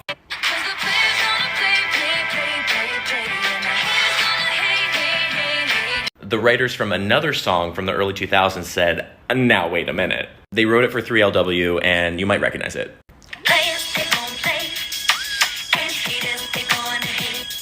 Those songwriters have alleged that Taylor Swift has infringed on their copyright, but Taylor Swift's team says that player's gonna play and hater's gonna hate are common phrases that anyone can use. But Taylor's running into a little hot water because apparently she thought that that phrase was valuable enough to make it one of her 215 trademarks. And after years of Taylor fighting this, a judge recently ruled this month that the lawsuit has merit and Taylor Swift will have to go to trial. What do you think? Are haters just hating? I do truly think that the left just lives in this permanent victimhood mentality where they're just out searching day in and day out for the next thing to be triggered over. Right now, it happens to be Taylor Swift's engagement. Now, I've said in my previous post that I don't really care about Taylor Swift getting engaged, like good for her, nothing bad onto her, but I just don't care. I think there's more important things to be discussing. But I have seen so many liberals and leftists on my For You page complaining about the caption that she used on her engagement post, which is simply your English teacher is marrying your gym teacher or something like that. And so many people on the left are so upset going, she doesn't know what it's like to live off of the salary of a teacher. She has no idea. She should have to spend the same budget that a teacher would on their wedding. How dare she use this type of word? Oh my God, get a grip. Get real problems. If this is a problem in your life to where you genuinely felt so passionate about it that you had to make multiple videos complaining about it, congratulations. You live an extremely privileged life because what is wrong with you? Obviously, people like to link her to an English teacher, right? Because they think that her lyrics are super good and they like the way that she speaks and she's all into the literacy, right? She has a lot of book references in her songs. So people were calling her their English teacher as a joke, and of course he plays for the Chiefs, I think it is, but regardless, right? She was making a joke because of what people call her and what people call him and the fact that it's a trope, and people are genuinely losing their minds over it. Like, people, wake up. We have real issues in the world. This is not one of them. Take a deep breath. I promise you'll be okay. Every time I have extremely controversial takes on TikTok, my videos tend to do well because people don't agree with me in the comments. So I'm gonna do it yet again. Are you ready? I don't give a fuck about Taylor Swift and her engagement. And I think more people should stop giving a fuck about Taylor Swift. Here's my reason number one. I reposted her engagement pictures on my close friends because I started a ring reviewing system last year where I just take pictures of people's engagement rings and then rate them. to my close friends. And the reason why Taylor Swift got an 8 out of 10 is because the little Panther Cartier watch that was peeking in the background of all the pictures, I really want that watch. And so she gained some extra points for that. But she lost some points because she's marrying Travis Kelce. And if you forgot what the issues are for this, I will remind you. A couple years ago, she endorsed Kamala Harris for the election. And now she's marrying someone who is an avid MAGA supporter. And it's not like a hidden thing, like everyone is very well aware. And for some reason, everyone just excuses Taylor Swift for this because, oh, she's such a feminist on her own, though. Did we forget that during one of her eras, she was very actively pushing the LGBTQ plus narrative and making her insane fan base think that she is LGBTQ plus just so she can market her album. I think it's crazy to see a switch from her being like gay pride, gay flag everywhere to like marrying a literal Trump supporter. Okay, my second reason why I hate Taylor Swift is her insane fan base. She doesn't even need to market her album anymore because her fan base does it for her. As some crazy witchy oracle who is just such a genius and just leaves all of these clues out for her fans to figure out about her album release. Like at one point, do you guys get tired? Because this is her 13th album now. Like I too grew up with her, but I got tired of her after the 6th or 7th album. You think that marrying her 13th boyfriend 13 days after she posted about releasing an album, about her 13th album, just a few days before the NFL cycle starts, is not a PR stunt? And I'm not super deep in the Taylor Swift lore, but apparently she also did the same location as her lover photo shoot. Also, they're all wearing Ralph Lauren. Travis Kelce is the new face of American Eagle. Like, come on. Like, if the fan base can figure out all of these clues that Taylor Swift is leaving behind, why can't you figure out the clues that she is literally just a capitalistic freak? Anyways, no hate to people that love Taylor Swift. I love you. But open your eyes. Taylor Swift is getting kickback and lashed out at for being racist. Who would have thunk it, right? She would be the only white person back in the 1830s without slaves. That's right.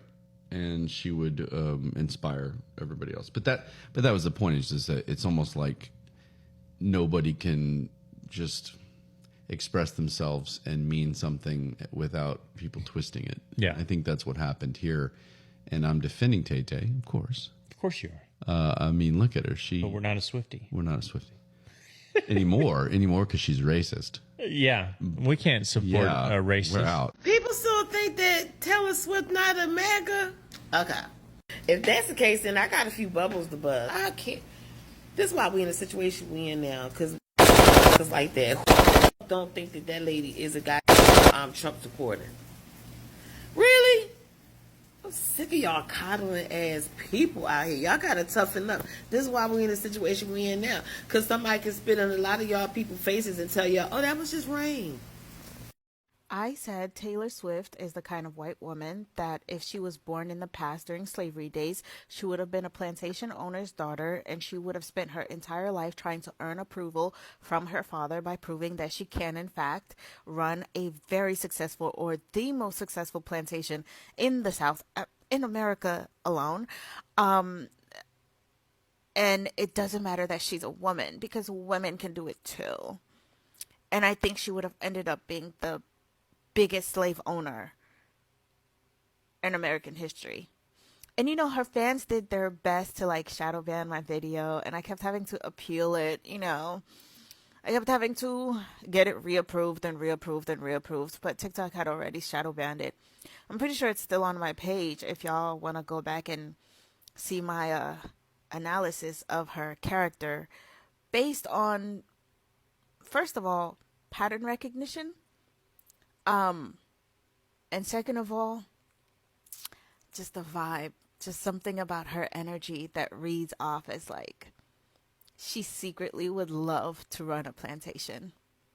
Like, she so badly wants to prove something to someone.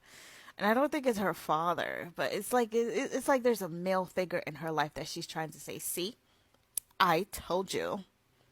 You know what I mean? Like, she so badly wants approval from that person and she never got it. And she acts as if she's never going to get it, but she's always going to strive. There's like this underdog mentality to her. Like, oh, you thought I couldn't do it because I'm a woman? And I'm like going to prove you wrong while I'm drinking my pumpkin spice latte. I'm going to girl boss my way into being the best, and I'm going to prove it to you. And you're going to have no way but to approve of me. You got to give me your approval because, like, I'm totally doing this, even though I'm a woman. I always got that energy from her. And I told y'all, and, you know, y'all let her little fans shadow ban my shit. So now that all these dissertations are coming out about, like, oh, she was racist this whole time. I told you so. Without any hate filling my comment section, can we genuinely talk about how much Taylor Swift sucks? She sucks. Her music sucks. Genuinely listen to her lyrics. They suck. Her fans, no offense, are crazy and they suck. She has no value to our society. She kills our earth. She does not give a damn about minorities or people of color or anything of the sort in that general term, like, topic. She doesn't care about anybody but herself and her relationship. She sucks. She genuinely, from the deepest part of my heart and on this earth, sucks. She's not a great role model. And what the hell do you mean? She's been through a lot of dick. Like, shut up. And not shaming. I'm not shaming. I'm just quoting a movie. But really, she sucks, and I'm not sorry. I'd also like to add, she only cares about defending and making a difference for people that look like her. End of story. Her feminism is only for people that look like her. You know, I struggle a lot with the idea that, you know, my life has become unmanageably sized, and that I, you know, not to sound too dark, but, like, I just struggle with the idea of, like, not feeling like a person. Like, don't feel bad for me. You don't need to. But, you know. Hit me, baby, one more time!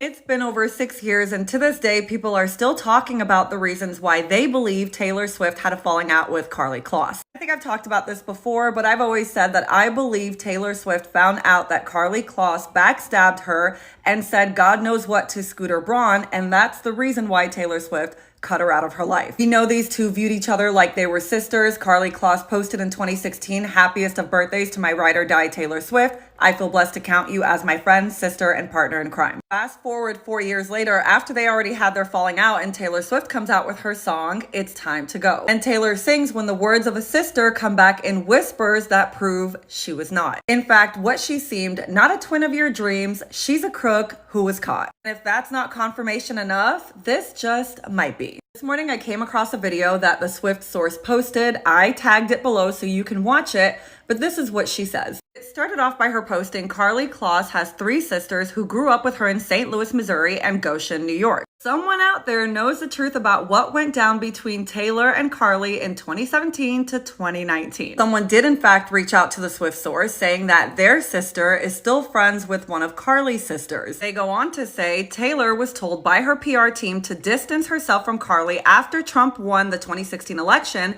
because they thought that Karlie's closeness with the Kushners and Trumps would look bad on Taylor. That's initially why they began to drift, allegedly. Then something happened that wasn't Karlie's fault, but basically her manager is someone called Scooter Braun. If you're a Swiftie, you know exactly who that is, and Taylor is not a fan. Taylor knew her masters were going to be sold, and she told Karlie. Karlie told Scooter Braun. And then as we know, Scooter Braun had went and bought them without Taylor's knowledge. When it got back to Taylor that it was Carly who had told him, she cut her off even though it wasn't really Carly's fault. She was just talking to someone who she trusted. Anyway, Taylor stopped talking to Carly and returning her calls and stuff and wouldn't even tell Carly what was happening. She had to hear it through mutuals. Around the time of Lover, Carly wrote Taylor a letter and gave it to Taylor through one of their mutuals. I think it was Cara Delevingne who gave Taylor the letter. Anyway, Taylor literally never replied and Carly hasn't directly heard from her since, but there is definitely some bad blood, excuse the pun. Whether or not it was intentional on Carly's part, her husband's company did lend Scooter Braun $300 million to buy Big Machine Records, which as you know in doing so made him the owner of Taylor's masters. If that's not confirmation enough, the Swift source points out that she believes the song Closure is about Karlie Kloss. After learning about this alleged letter, yeah, it totally makes sense.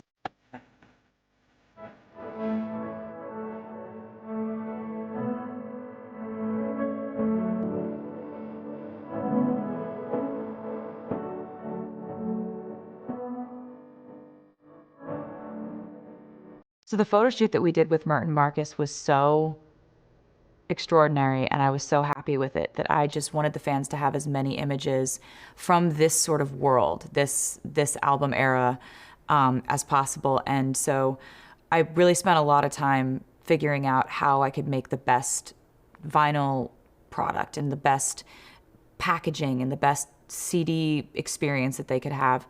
And so we've got the CDs all have photo cards in them. The vinyls, they each have a poem inside of them, a unique poem.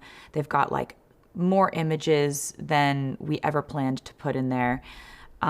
We chose this really high gloss finish, which I've never done before, and I think it looks so cool. I think, we wanted this album to feel like really luxurious, and kind of as a nod to the luxury that a showgirl puts on when she's on stage. Meanwhile, like in the quick change room, she's like, maybe that's just me. I don't know.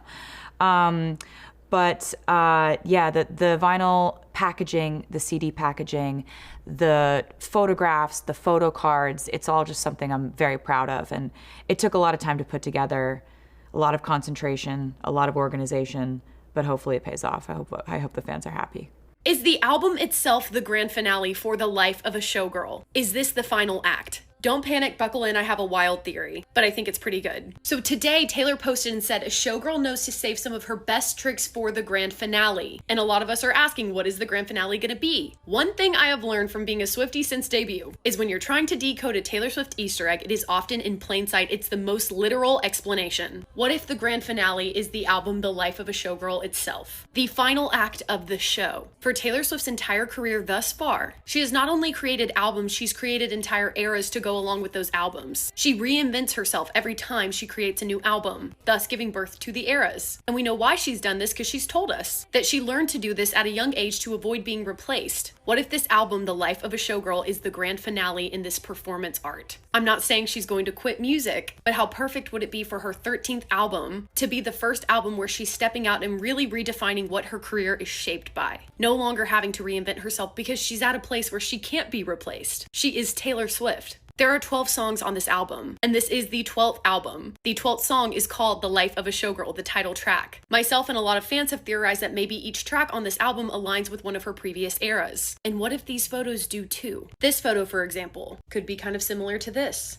This photo reminds us all of this one. Even this photo is a little similar to something to me. Reminds me a little bit of this pose. It makes me curious if possibly we are going to get this visual in a music video, where we'll be able to see the full wall, and perhaps the entire wall is going to be a reflection on her entire career. All of her different acts in the show. All of the different acts in the life of a showgirl. Acts 1 through 12. And maybe that is why this is such an all-out elaborate album. The outfits, the glam, the photos, it's all been over the top. It's been an exaggerated performance. I mean, seriously, every photo and variation we've gotten so far has been a full-on showgirl, a full-on performance. Maybe she is leaning into that one final time for the grand finale, which is this album, The Life of a Showgirl. And she saved her best tricks for last. And like I said, I'm not saying I think this is going to be the last album we get from Taylor Swift, but maybe, just maybe, now she's at a place where she is confident and solidified in her career. She knows she can't be replaced. She owns all of her music, all of her life's work, and she's ready to just be herself and shed the performance, the eras of it all. And what better way to do so than going out with a bang, a grand finale? What do you guys think?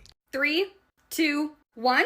We have gotten a surprise after the album drops, both for Midnight's and the Torture Poets department. When Taylor said today that she was saving her best tricks for the grand finale, I am not believing for a second she means another vinyl variant. He's talking about the grand finale of the Eras Tour. The grand finale in Vancouver, where Taylor Nation said we left the last key in the city that was filmed all 3 nights. Taylor's made one thing clear: a showgirl loves countdowns. Midnight's got a 3 a.m. edition at 3 a.m. The Torture Poets department got the anthology at 2 a.m. So I think that grand finale is coming at 1 a.m. after The Life of a Showgirl drops. The missing footage from Vancouver, the documentary, behind the scenes, whatever the project is. We also got timetables for both Midnight's and TTPD. Those timetables had 3 stars for the 3 a.m. surprise and 2 stars for the 2 a.m. surprise. If we get a timetable for The Life of a Showgirl and the star clusters are only 1 star, and surely this grand finale surprise will be coming at 1 a.m. after the album drops. Let me know your theories in the comments. What do you think the grand finale is? Okay, actually this photo is totally giving her Times Person of the Year article, and that even proves this theory more. Clearly she wants us to focus on this photo, and I, like many others, theorize that this is because this is a TV, not a photo. I think that this might be signaling that some sort of a documentary or a movie musical of some sort that is going to detail all 12 eras, her entire life as a showgirl, is coming. But look at this photo. This is her photo from the Times Person of the Year article where she said this. It was around that time, Swift remembers, that she began trying to shapeshift.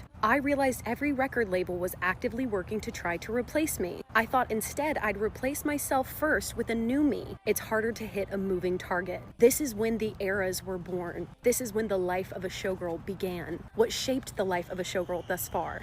Maybe, just maybe, we are going to get the full behind-the-scenes story of all of those eras, how she created these roles that she played to avoid being replaced, how she fell into the life of a showgirl. And maybe this is the final act. And maybe all of those TAS references that we've gotten throughout this entire rollout have been because maybe, just maybe, TS13 is going to be titled Taylor Allison Swift. It's just a theory, that's a wild card. We will have to see. Let's not get ahead of ourselves. But I do have a feeling that this is her shedding the eras idea. Final act in the life of a showgirl, shedding the performance of it all. Maybe now she's in a place where the only role she needs to play is her own, because she's not going to be replaced, and she knows that now. Forgot to mention in my first video that we've gotten all these exit signs. Maybe it's because she is exiting this phase of her life, the era's era, and entering a new one. I don't think she's done making music. I think we might be reaching a turning point. With the announcement of the Target exclusive vinyl, we need to talk about a few things. First of all, here's the new photo in its entirety, and with it we got brand new images hidden in the background. This one from the Shiny Bug collection, this one that we just got as the cover art, this one which will be the Target exclusive poster. We also have another picture from the Shiny Bug collection, but her Instagram caption has me very suspicious. In it she writes, "A showgirl knows how to save some of her best tricks for the grand finale. P.S. We're 9 days away." This one caption might explain why this rollout's been a little odd. In terms of Taylor Nation's silence and inactivity, this tells me that next week and the week that follow the release are going to be big. Expect a lot of updates from me, so you better be following with those post notifications on. And before you get too clowny, these images in the background are probably digitally edited in with green screen, for those of you who might not be familiar with photo editing. Now this image being a giant poster for the Target exclusive vinyl, honestly looks like it'll be really sick. It's a great shot of her, but I definitely think based on this Instagram caption that things are gonna heat up. I cannot wait to see more of the photography and the music video and everything that goes along with this. Let me know all your thoughts in the comments. This wall is an Easter egg. You cannot convince me otherwise. This wall is an Easter egg, and that picture is odd from every other picture, which is an album variant. That picture gives me Reputation. That picture gives me 1989. Also, usually people hide a vault, a safe, behind a picture, and she's touching that picture. So what are you trying to tell us, Taylor? I wasn't in this camp all along, but why are you touching a picture that is different from everything else on the wall? Also, when the internet says hang it in the lure, this is really what they mean, hang it in the lure. But I digress. These pictures are from the Target exclusive vinyl. The Crowd is a King vinyl, but let's talk about the name Crowd is a King by itself. It's an extension of Monster on a Hill. Without a crowd, there is no showgirl. And we know we have drawn parallels, multiple videos of how Showgirl was Easter egg using the anti-hero music video where Monster on a Hill was described. And without a crowd, there's no Bejeweled, and in this music video, she performs to the crowd. The showgirl is addicted to the stage, but without the crowd, there's no stage, there's no showgirl. In this wall, there's also a picture of Taylor with one of the Shiny Bug variants, except there are two exit signs. And one of the exit signs has the gold glitter behind it. We remember the two letters, one for her masters and one for revealing the album. Similar way we have two exit signs with the gold glitter. Last week when we got the clip for director Tay, we got these two exit signs again. So are there two doors that Taylor is going through? Because these two exit signs and that glitter on one exit sign is definitely meaning something. I just don't know what yet. Finally, Taylor herself in a caption says a showgirl knows to save some of her best tricks in plural, for the grand finale. Grand finale is something that is massive happening at the end of musical theater. So there's something about to happen right before the album drops or right as the album drops, the grand finale, and we do not know what it is. If I had to guess, I would think it would be the announcement of a documentary or the musical. But I know some of you are going to say it's also a reputation wall, but I am not in that camp yet. Convince me otherwise. And my final point in this, that is the picture from the manuscript. This is the picture from the wall that they gave us today. They look eerily similar. Color came back into her face. But this is also giving me Reputation or 1989. I'm not sure, but please let me know. Drop your comments. There's so much to unpack here. Ranking every single The Life of a Showgirl album cover variant, now that it was sort of implied by Taylor Swift's Instagram that this might be the last cover. Okay, I'm strategically placing myself so I don't get in trouble with TikTok filters. But in 8th place, aka last place, I have this cover. I'm not counting the different word colors separate. I'm going to count the images the same. Now, this picture is interesting because I love it as a picture so much. It's an absolutely stunning picture. But I think as an album cover, it doesn't give me the whole mystery or the concept that this album is going for. So it sadly has to be at the end for me. Also, I don't know if I love the background bit here. I know it's so showgirl, but for an album cover, it feels the most busy to me. In 7th place, I have the Shiny Bug edition of the album cover. Now this one, I love the concept of it. It kind of looks like she's running backstage, falls against the wall, and she's tired. So I understand the concept of this one fully. I definitely think it's great. I actually think all of these album covers are fantastic, but I do have to put something in each place. The reason this one's a little bit lower for me is there is pictures with her in this outfit that I like a little bit more. And the green filter is very intriguing, but it doesn't look the best as an album cover for me. Next up here, we have the It's Rapturous version of the vinyl. Now, I am truly obsessed with the way she wore the wig here. The hand positions are very Reputation. This is so showgirl. This, once again, feels like a little bit of an on image, though. So it looks like she's at a photo shoot and she's taking pictures in this life. I know the concept of this album is a lot of the behind the scenes of being a showgirl, and I do like when the album cover gives that vibe.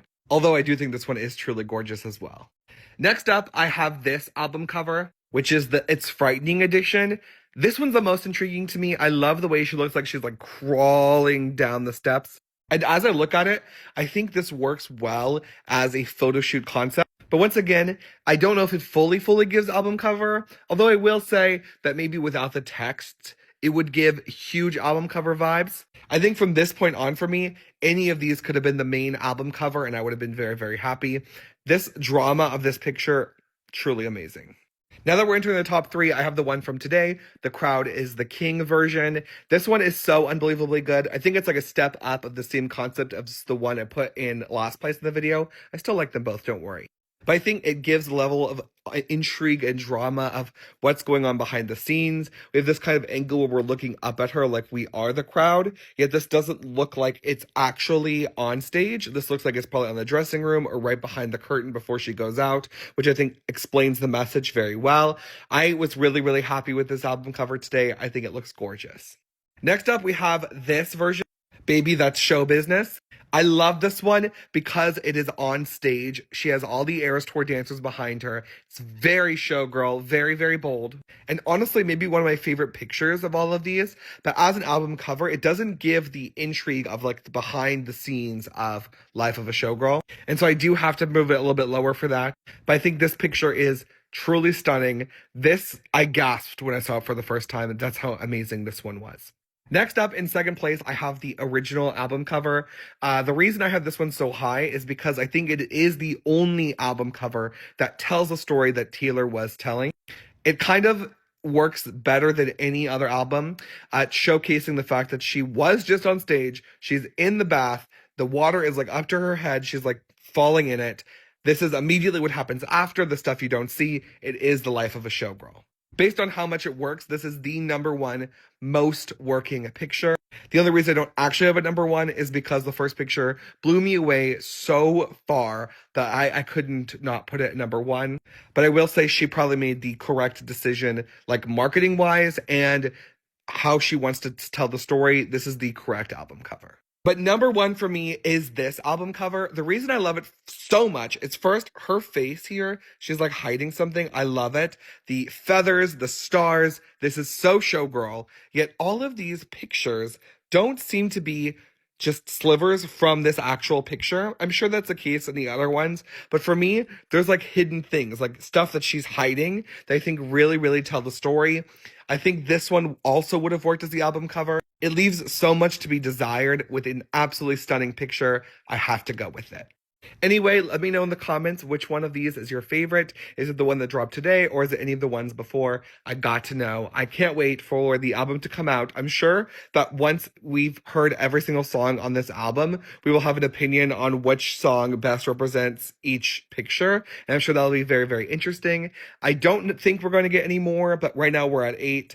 I could see us getting 12 pictures potentially sometime. If that's the case, we'll have to re-rank after. But I can't wait. I need to know what you guys think, and definitely follow me for more stuff like this. For the first time ever in the Life of a Showgirl era, Taylor Swift has dropped a vinyl variant without a countdown. There was a couple things earlier today, like Apple Music having pink glitter that kind of matched this. That did happen. And there's a lot of things that's very interesting about this cover in particular. First of all, it is a Target variant, so definitely be mindful if that is the company you want to support in this time. I know personally, I like many others, have been choosing not to go to Target right now, but I still wanted to talk about this vinyl because I do think it's very interesting. I do think this is a very, very gorgeous shade of pink. I believe it's the first time she's actually shown us what a back cover might look like with the entire thing here. There's a chance that there's going to be a way to buy this without going to Target, specifically if you are international. In the past, she has posted the Target variants internationally on her page. Although this time I've noticed it does say only at Target there at the bottom. I don't know if this is some special deal with Universal Music that it has to go through this way. All I do know is that this contract is usually done with the music group. So rather than Taylor herself, it'd be up there. So only they really know this contract. It comes with posters here. And just like the other vinyl variants that she's dropped, it does say this is the first and only run of the vinyl. So I'm interested to see if they'll even have this in store or if it'll only be available online until it runs out. It's called The Crowd Is Your King, which is probably going to be a lyric from the album on Summertime Spritz Pink Shimmer, which I think is very fun. Once again, what is interesting is there's only one vinyl record instead of 2. So this will be the first vinyl cover besides the original cover that only has one choice for the pressing. Let me know in the comments what you think about the vinyl, specifically what you think the reasoning she chose some of them to be the same color. Like I thought it was every other one here, but look, there's 2 in a row that's gold and then 2 in a row that's purple.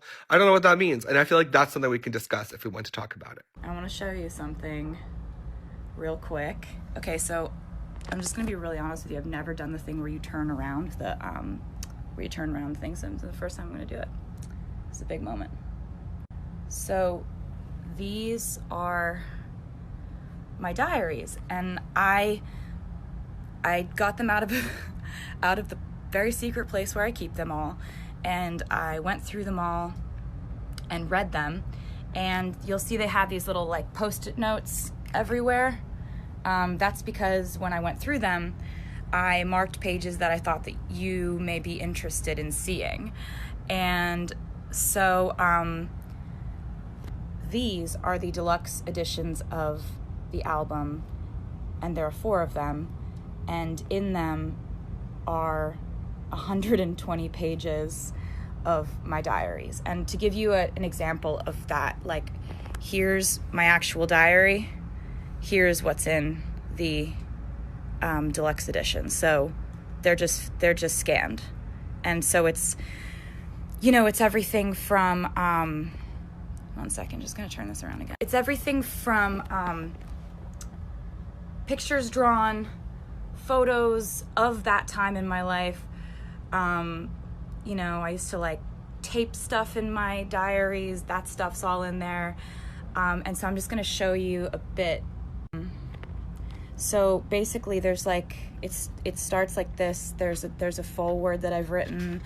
It starts with "This journal belongs to," and that's from one of my journals. And it kind of goes through these like, each one of these has 40,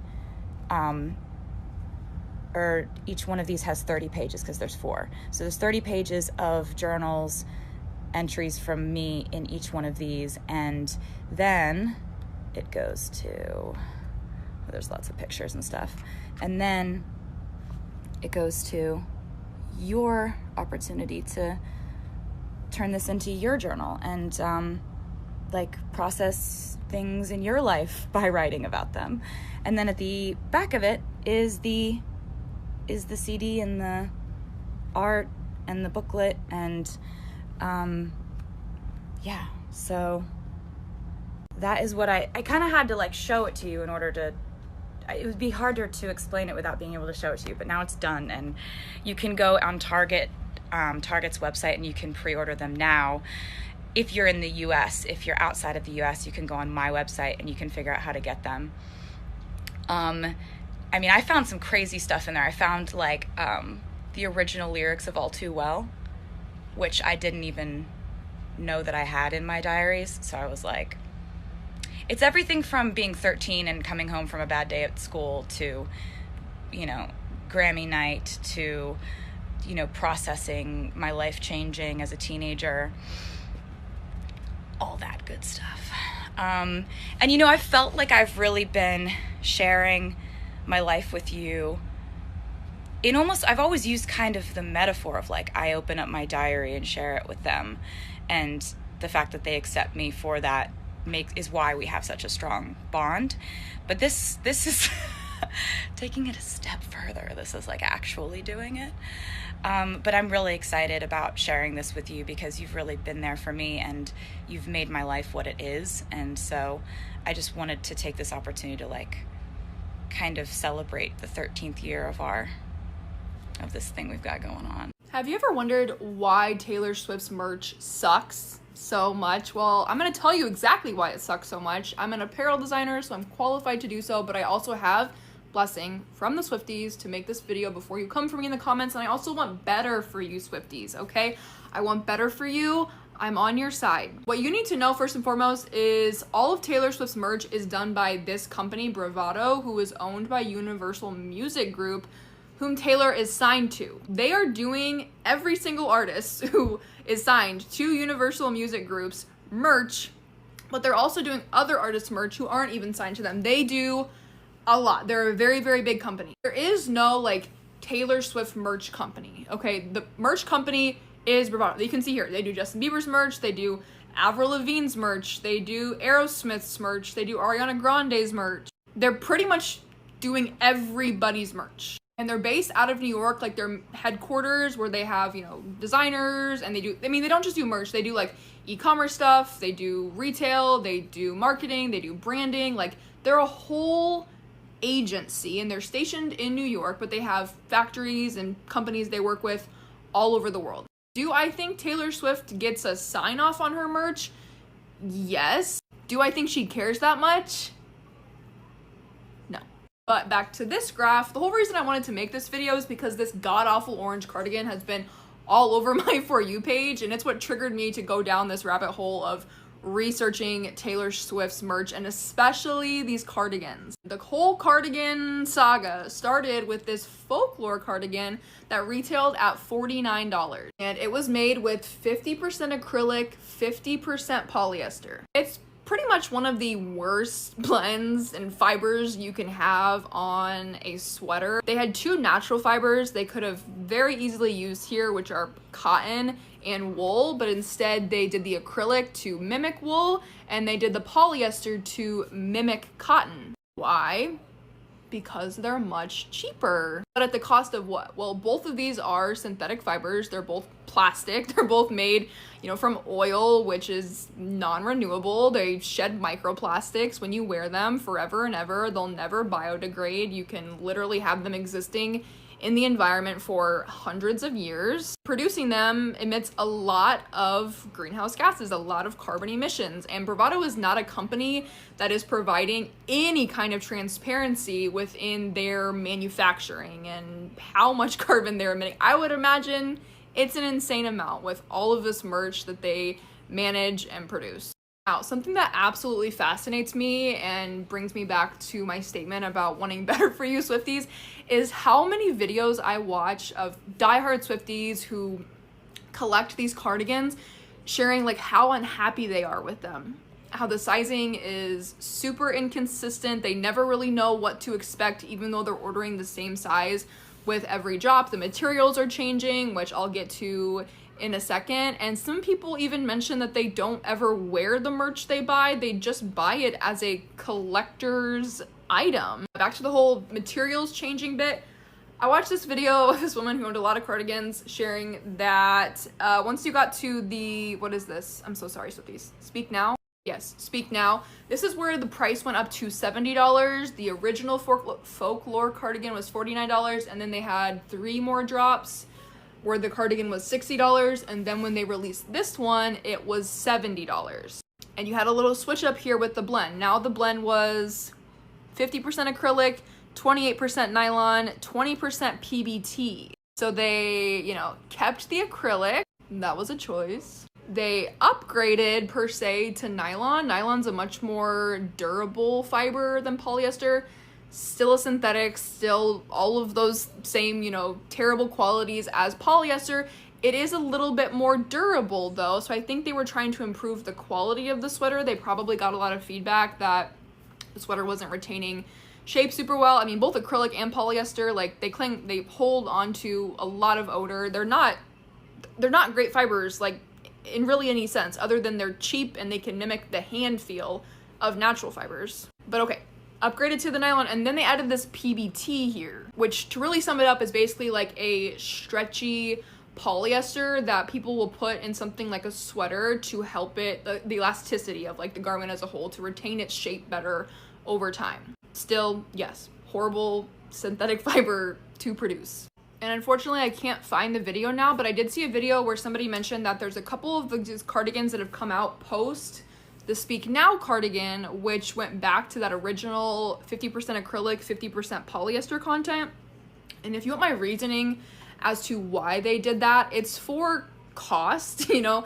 Number one, like a lot of the cost of those things can fluctuate. Again, they're working with a lot of factories. I don't know if they actually own any of these factories. From what I can see, no, but they're working with these factories to cost out all of these cardigans. They all have a variety of different costs based on, you know, the buttons and the number of patches and the yarn, all of it, just varying costs. So they could be going with different suppliers each time for strategic reasons, but there also could be reasons with the factory like not accepting an order. They could be at capacity. There could be too short of a turnaround time. There's a lot of reasons as to why the switch up could have happened, but I think it just goes to show that, like, again, they don't care about the quality. Like, they reverted back to a shittier quality. It all comes down to cost and how fast they can make the cardigans, because quality control is clearly not at the top of the list of priorities with the insane variety of shapes and sizes that you see from each drop.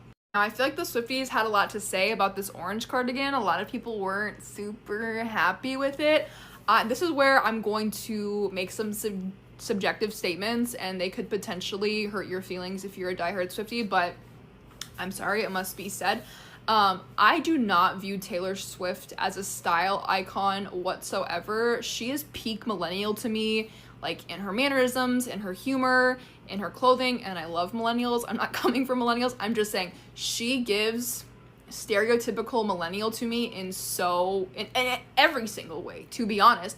So I view a lot of these as very millennial coded, and this is very millennial coded to me, but I can tell this cardigan has not sold anywhere near what they want it to, because for the first time since the very first cardigan, the folklore cardigan, unless I just couldn't find a picture, she actually did a promo in this one. The last time I could find her actually photographed in one of these cardigans was the very first cardigan.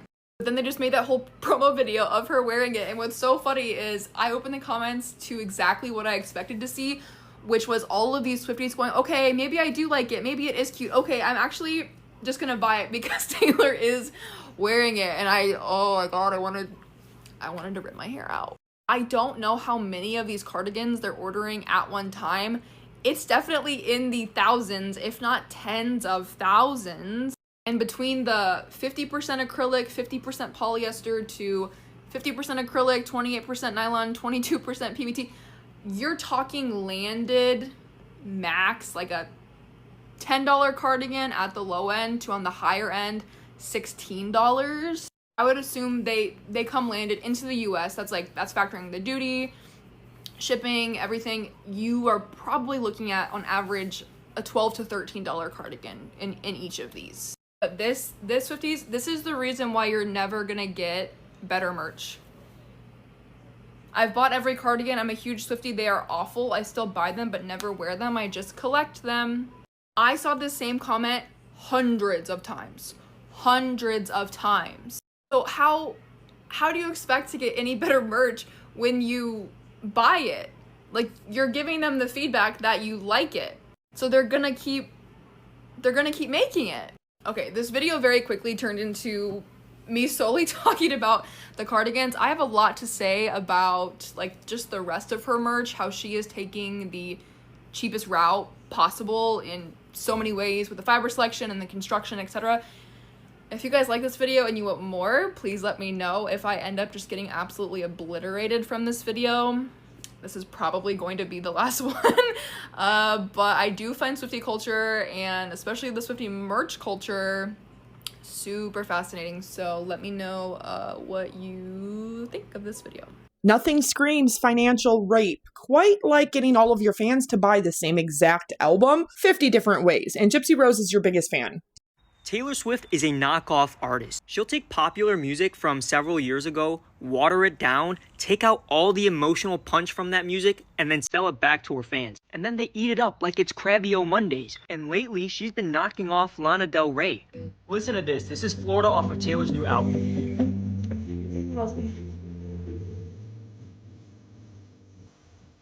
All I did was slow the track down and add reverb to it, and suddenly it sounds like Lana Del Rey. Even the lyrical subject matter is so Lana-core. Lana also does this thing where she'll make cultural references in her music to like other people, other places, and media. Here are some examples just from Norman fucking Rockwell.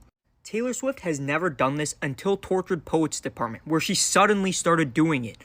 She's biting Lana so hard, it is so obvious.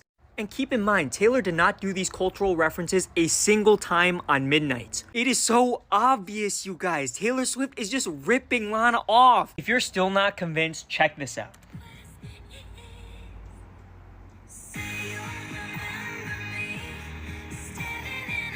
And tell me why the music video for Wildest Dreams is literally vintage Hollywood. That's Lana's whole aesthetic.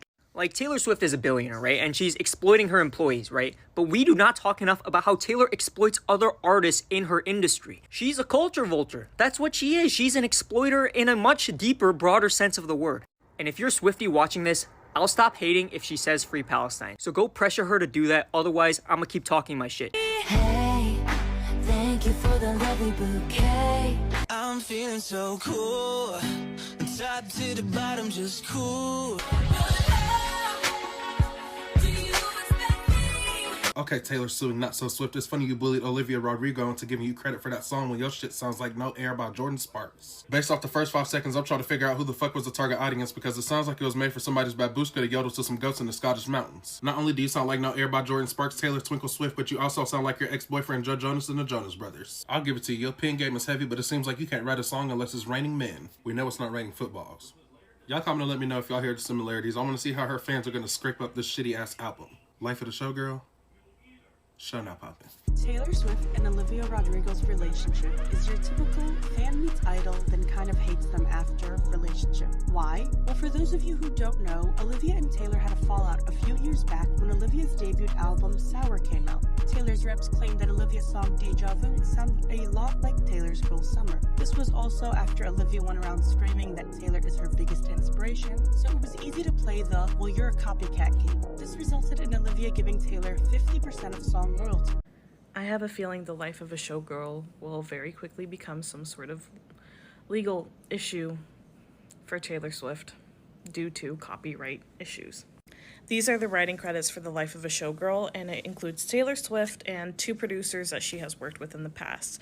The only time we get an additional writing credit is when George Michael is mentioned right there in father figure. Everything else, I'm going to let the video continue playing, and this is off of Genius, their website, is just Taylor Swift and those 2 producers. I showed this on purpose because it seems like she is taking musical elements from other artists' like popular songs and placing them into this album. She is also doing this without giving credit, and that's where I have a really big issue. I'm going to give examples, but first I want to finish out my thoughts on this. Taylor Swift went after Olivia Rodrigo when Olivia Rodrigo debuted her first album. So much so that whatever agreement they came to in this legal dispute resulted in Taylor Swift getting 3 writing credits on 3 separate songs on Olivia Rodrigo's debut album. And in my opinion, I don't think a lot of it sounded like it was supposed to be copyright or sampled from Taylor.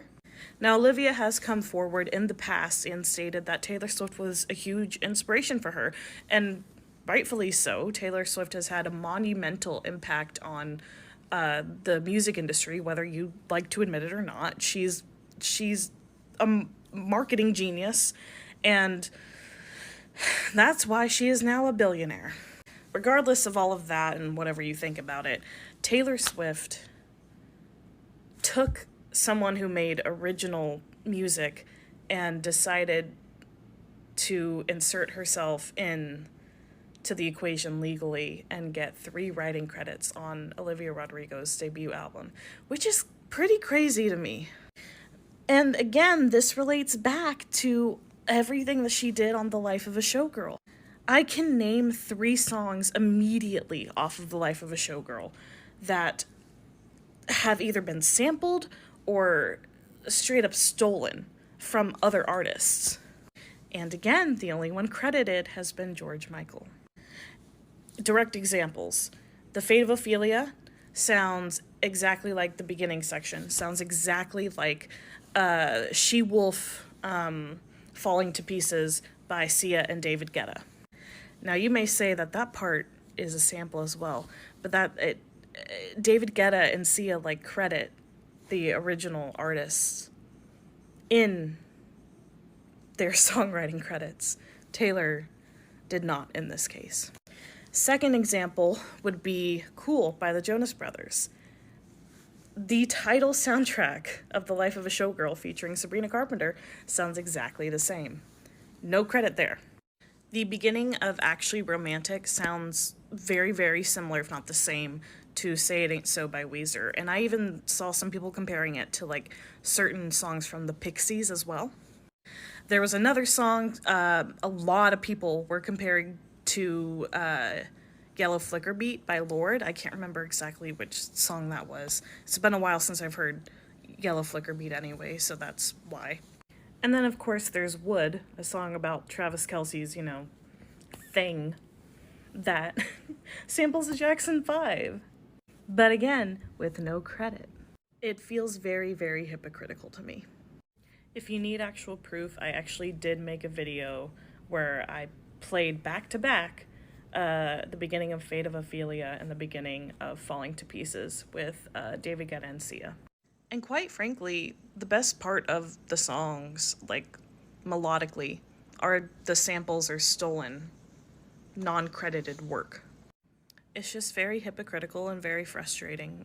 Did Taylor Swift rip off famous rock songs on her new album? Sorry, I'm just bracing for cover from any Swifties watching. Taylor Swift's new album, Life of a Showgirl, features a song on it called Actually Romantic, which people are saying is actually a diss track about Charlie XCX, but we are not getting into that right now. I heard you call me boring Barbie when the coke's got you brave. Fans were quick to call Swift out, saying the song sounds like a legendary rock song or songs, like this one.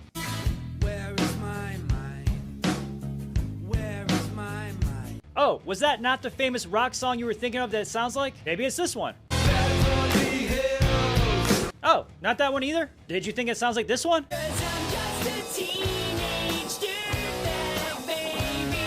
Not that one either? Maybe this one. When you see my face, hope it gives you hell, hope it gives you hell. What I have expertly shown you here is that all these songs use a pretty common and simple chord progression. How simple is it? Well, I suck and I can play it.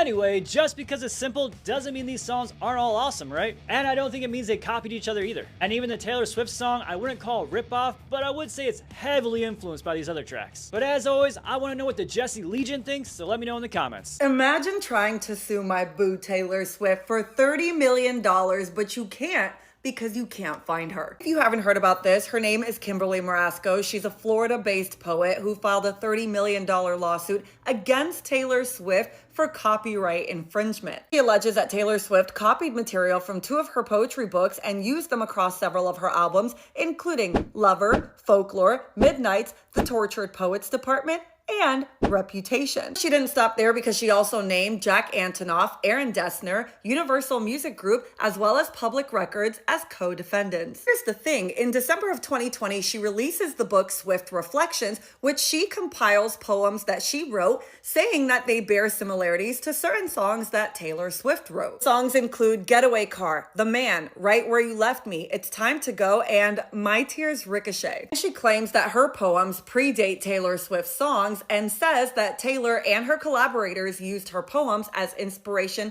for her lyrics, but did not give her proper credit. And I looked up the author's note for this book. She does give an example where she says that in Taylor's lyrics, she says, should have known I'd be the first to leave, so I stole the keys. That was the last time you ever saw me, which we know is from Getaway Car. She says that in her poem, she wrote, you thought I'd never leave. Guess it took you by surprise when I got up and took the keys. Now, it's very evident just by reading that Miss Kimberly is not a Swiftie, because if she were, she would know that Taylor Swift has been releasing audios and videos of her creating these songs on the spot. Had she known that, then she would have seen this video of Taylor Swift and Jack Antonoff of the moment they literally recording those lines that she claims they copied from her. Something. I'm in a getaway car, and you're in the motel bar, or like. Yeah, I'm in the getaway car. Left you in the motel bar. Took the money.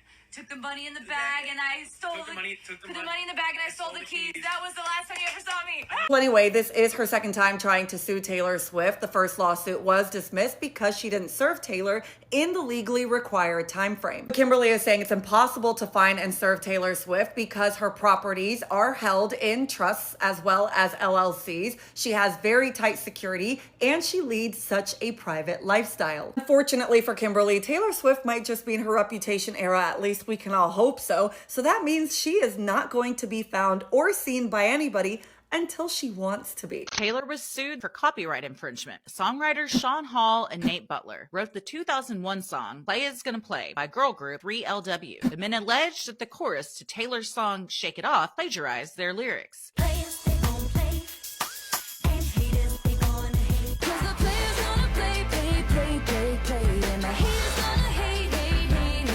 Taylor's team argued the phrases were in the common parlance and not sufficiently unique to the 3LW song to be protectable. In February of 2018, a federal judge agreed, writing in his opinion, the linchpin of this entire case is whether or not the lyrics "players they gonna play" and "haters they gonna hate" are eligible for protection. In the early 2000s, popular culture was adequately suffused with the concept of players and haters. Actors acting in accordance with their essential nature is not at all creative, it's banal. The allegedly infringed lyrics are short phrases that lack the modicum of originality and creativity required for copyright protection. In their pleading, they say the combination had not been used in popular culture prior to plaintiff's original use. And then when the defense's answer is like, here's 36 examples, including Dreams by Fleetwood Mac, which says players only love you when they're playing, for you to say, I'm the first one to ever say it, don't do that. I love that this judge had to write players gonna play so many times. I gotta show you something. I was holding this one back. There's a song called Father Figure, where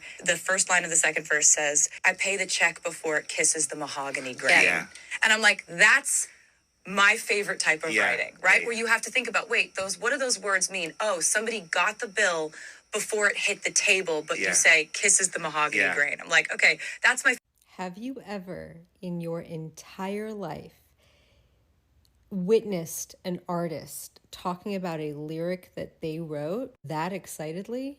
There's a song called this, and there's a line where it says this, and I'm like, okay, all right, that's exactly the kind of writing I like.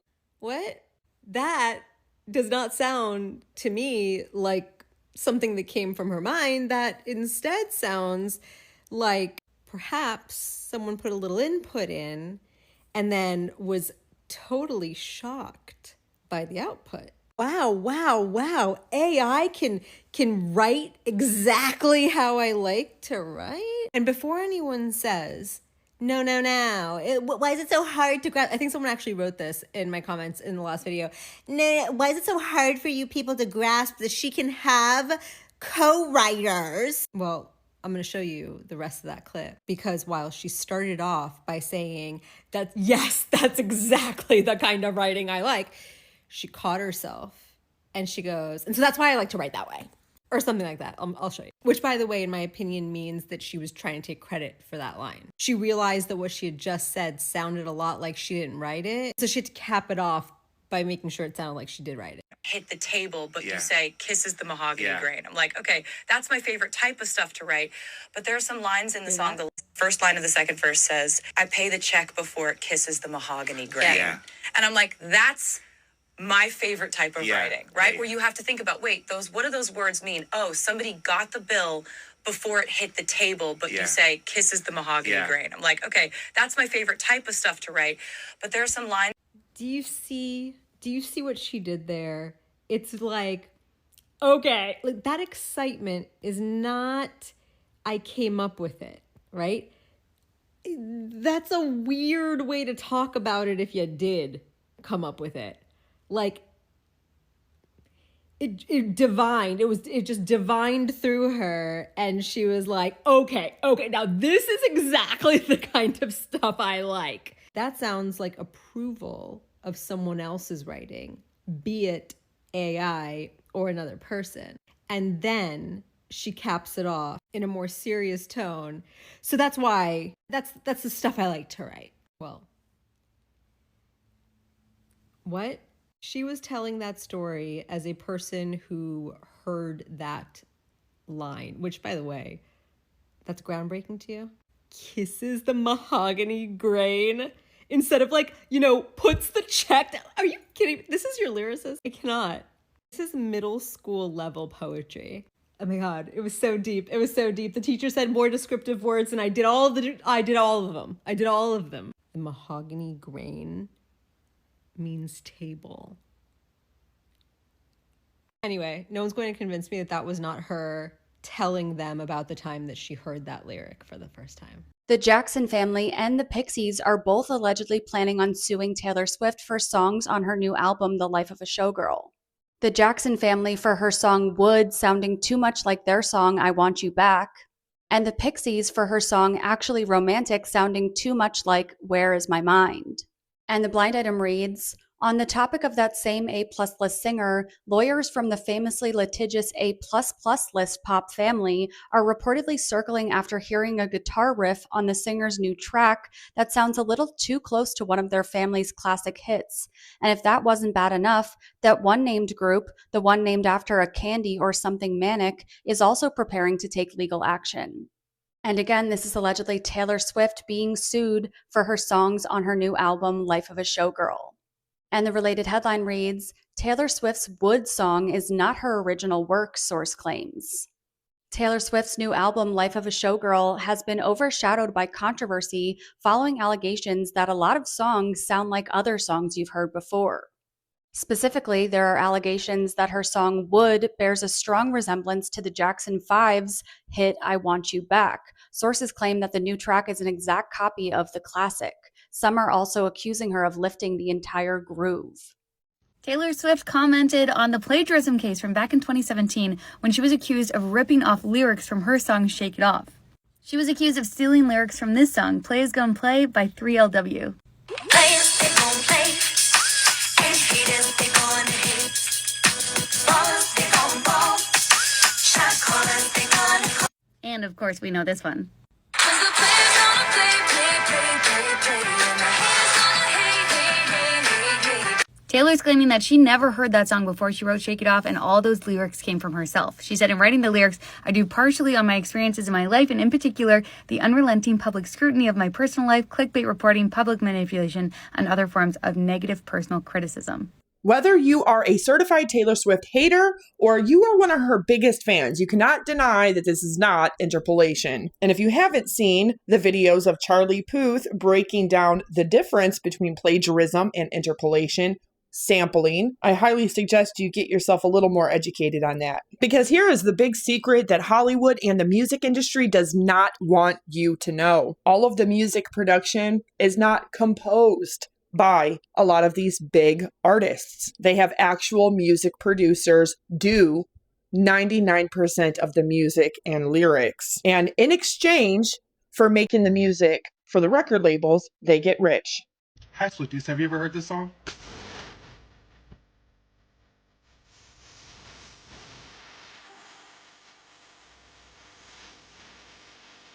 No? No hablas español? How about in English?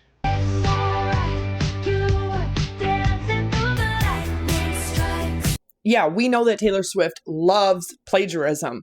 Over 9 of her 12 songs on her new album, The Life of a Showgirl, is exactly that. And it wasn't just me proving this. Many different people across the internet was proving it. We're not talking about just Black artists. We're talking about Hispanic artists. Some of the biggest names to ever exist in the music industry. Taylor Swift was purposely ripping off their songs.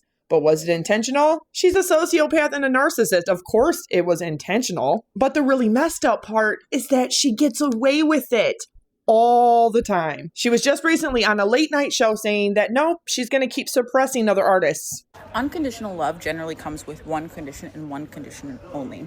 And if your fans or a person offers you unconditional love, the condition of that love, the singular condition, is that you never take it for granted.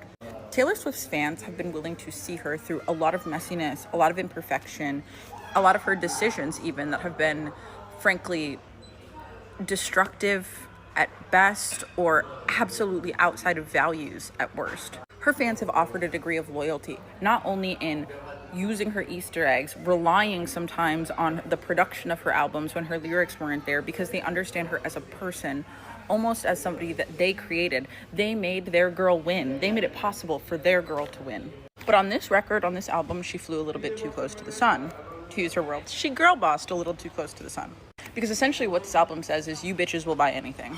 I know y'all love me unconditionally. I know y'all are Swifties. I know y'all are ride or dies. So you will love me no matter what slop I feed you.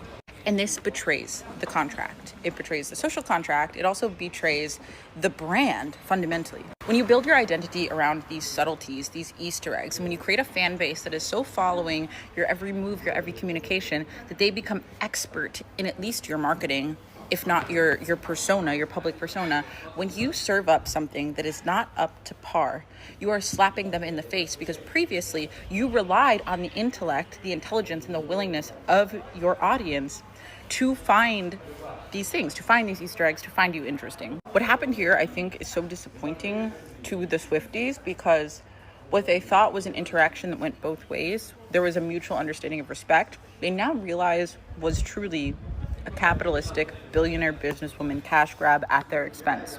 And this is devastating because it's a betrayal of intimacy, it's a betrayal of closeness, and it's saying, wow, okay, so everything that you did before, every way that I was able to relate to you throughout my 20s, through my breakup, through my divorce, now this is empty? Now you were just trying to sell records, but this is the one time you just didn't do it quite as well. You weren't able to manipulate me quite as well. I think it will be very, very difficult for Taylor to get certain diehard Swifties back after this album, because she said the quiet part out loud. She tested the waters of that unconditional love, which you are never supposed to do, and said, "Will you love me if I serve you slop?" And a lot of her fans said, "Actually, no." And for this, I actually feel bad for Swifties. I'm not a Swiftie. I genuinely feel bad, because it must be so disillusioning and so heartbreaking to realize that at the end of the day, the person that you related to, that you invested so much of your life, your developmental phase as your development, you're becoming your money into, at the end of the day, just saw you as a dollar sign. I just realized Taylor totally copied this song. Listen.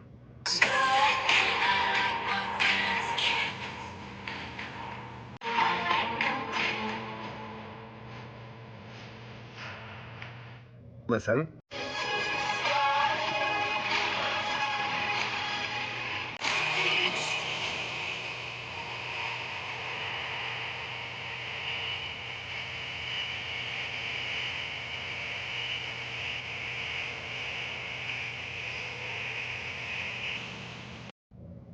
Am I crazy? What do you think?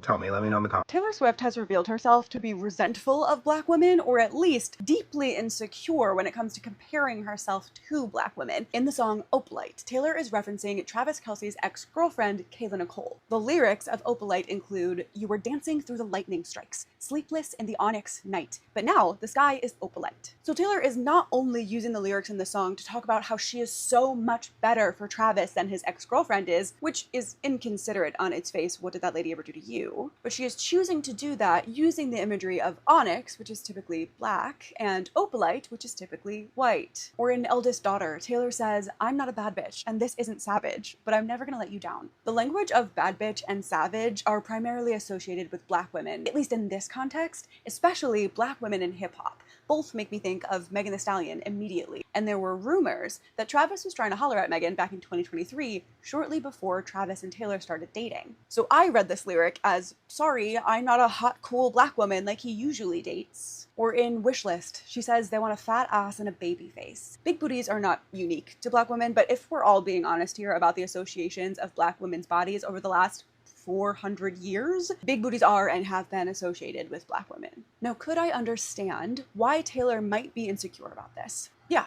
Knowing that thousands, if not millions of people are looking at your man's exes and then looking at you like, huh? Would make me insecure too.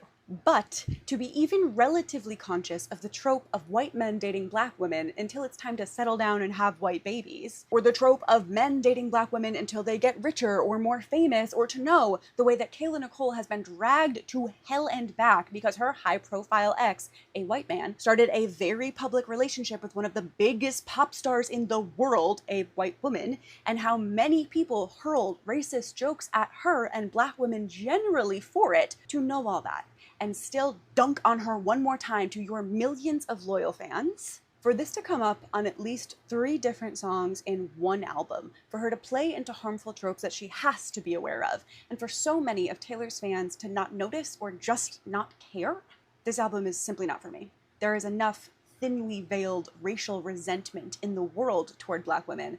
I don't need it in my pop bops. So with the newest Rolling Stone article that came out, people believed that it was Taylor Swift and her PR company purposely trying to say that this campaign against her was all bots. But that's not only a mistruth, that is a straight up lie. Because content creators around the world started voicing their opinions. They are done and over Taylor Swift. So, Taylor Swift is under fire for utilizing AI in her new promo for her new album, The Life of a Showgirl. Let me show you the video, and then we'll talk about it.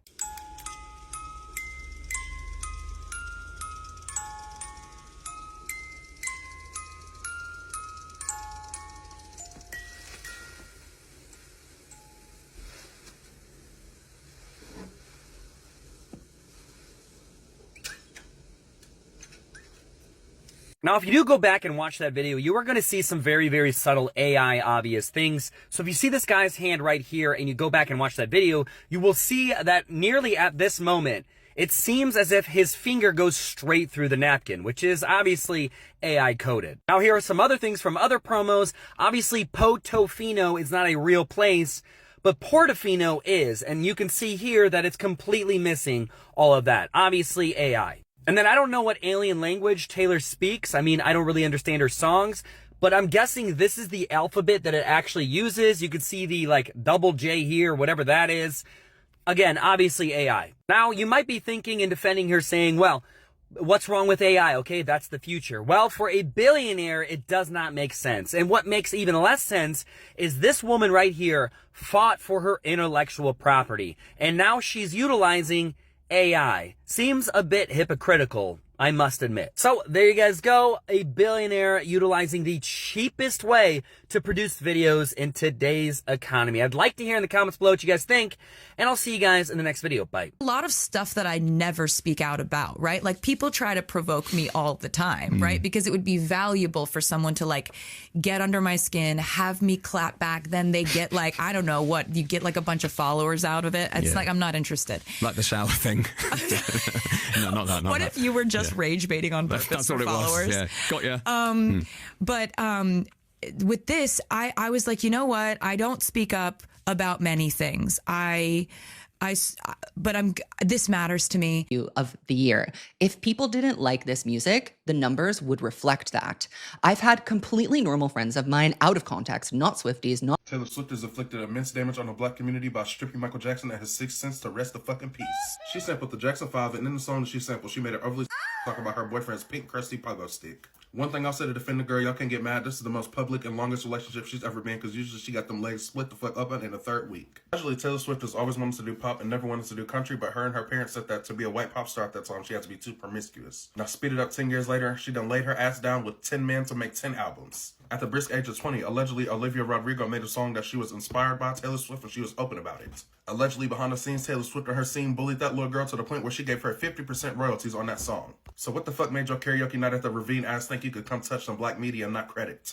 I hope the Jackson estate hit your ass so hard they sue you for the S at the beginning of the Swift. We gonna call you Taylor Whiff, because I'm smelling other people's nachos. This shit came out and said this specific body of work her and her team put a whole bunch of mind and body and thought into. Bitch, you are over here making a mockery out of dead people's music. You need to sit the fuck down. World to me to have this creative experience where like we knew that we had to bring the best ideas we've ever had. Yeah. And I also know the pressure I'm putting on this record by saying that, but I don't care because I love it that much. And there's not other ones coming. This is the record I've been wanting to make for a very long time. Y'all don't get it. Taylor Swift is a heartbreak bitch. She thinks real hard when she's heartbroken. She ain't been heartbroken in a long time, which is fine. I'm happy for her. And I get it. Times are tough right now. We really don't need no heartbreak music, but I promise you, Taylor Swift, we don't need no music about your man's P9 either. Taylor Swift is the female Jacquees. Girl, you have your might have been drunk ass on here trying to diss Charlie XCX on a hot mess. Sound like an audition for the Mean Girls musical. No, because this is what wish list sounds like to me. I just want you. Have a couple kids, have the whole block looking like your cheating ass.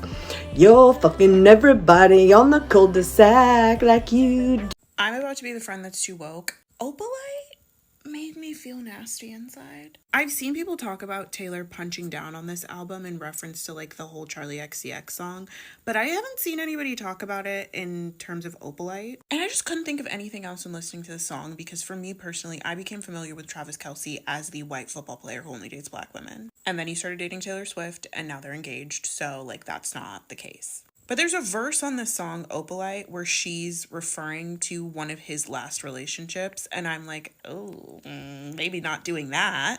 Maybe not referring to a black woman that he used to date in absentia. You as the most famous pop star in the world who is also a thin, wealthy white woman. This is the verse. You couldn't understand it, why you felt alone. You were in it for real, she was in her phone, and you were just a pose. And don't we try to love, give it all we got? You finally left the table, and what a simple thought. You're starving till you're not. So it would be one thing if he had been only in like private relationships and people didn't know who any of his past exes were. But he literally was like on a dating show, and also he was kind of everywhere with his last ex-girlfriend, Kayla Nicole, who I think is mainly known for being Travis Kelce's girlfriend before he started dating Taylor Swift. So I was listening to that song and I was like, what's the necessity to talk about his exes and how he was like not understanding why his relationships weren't working when he was giving it all he had?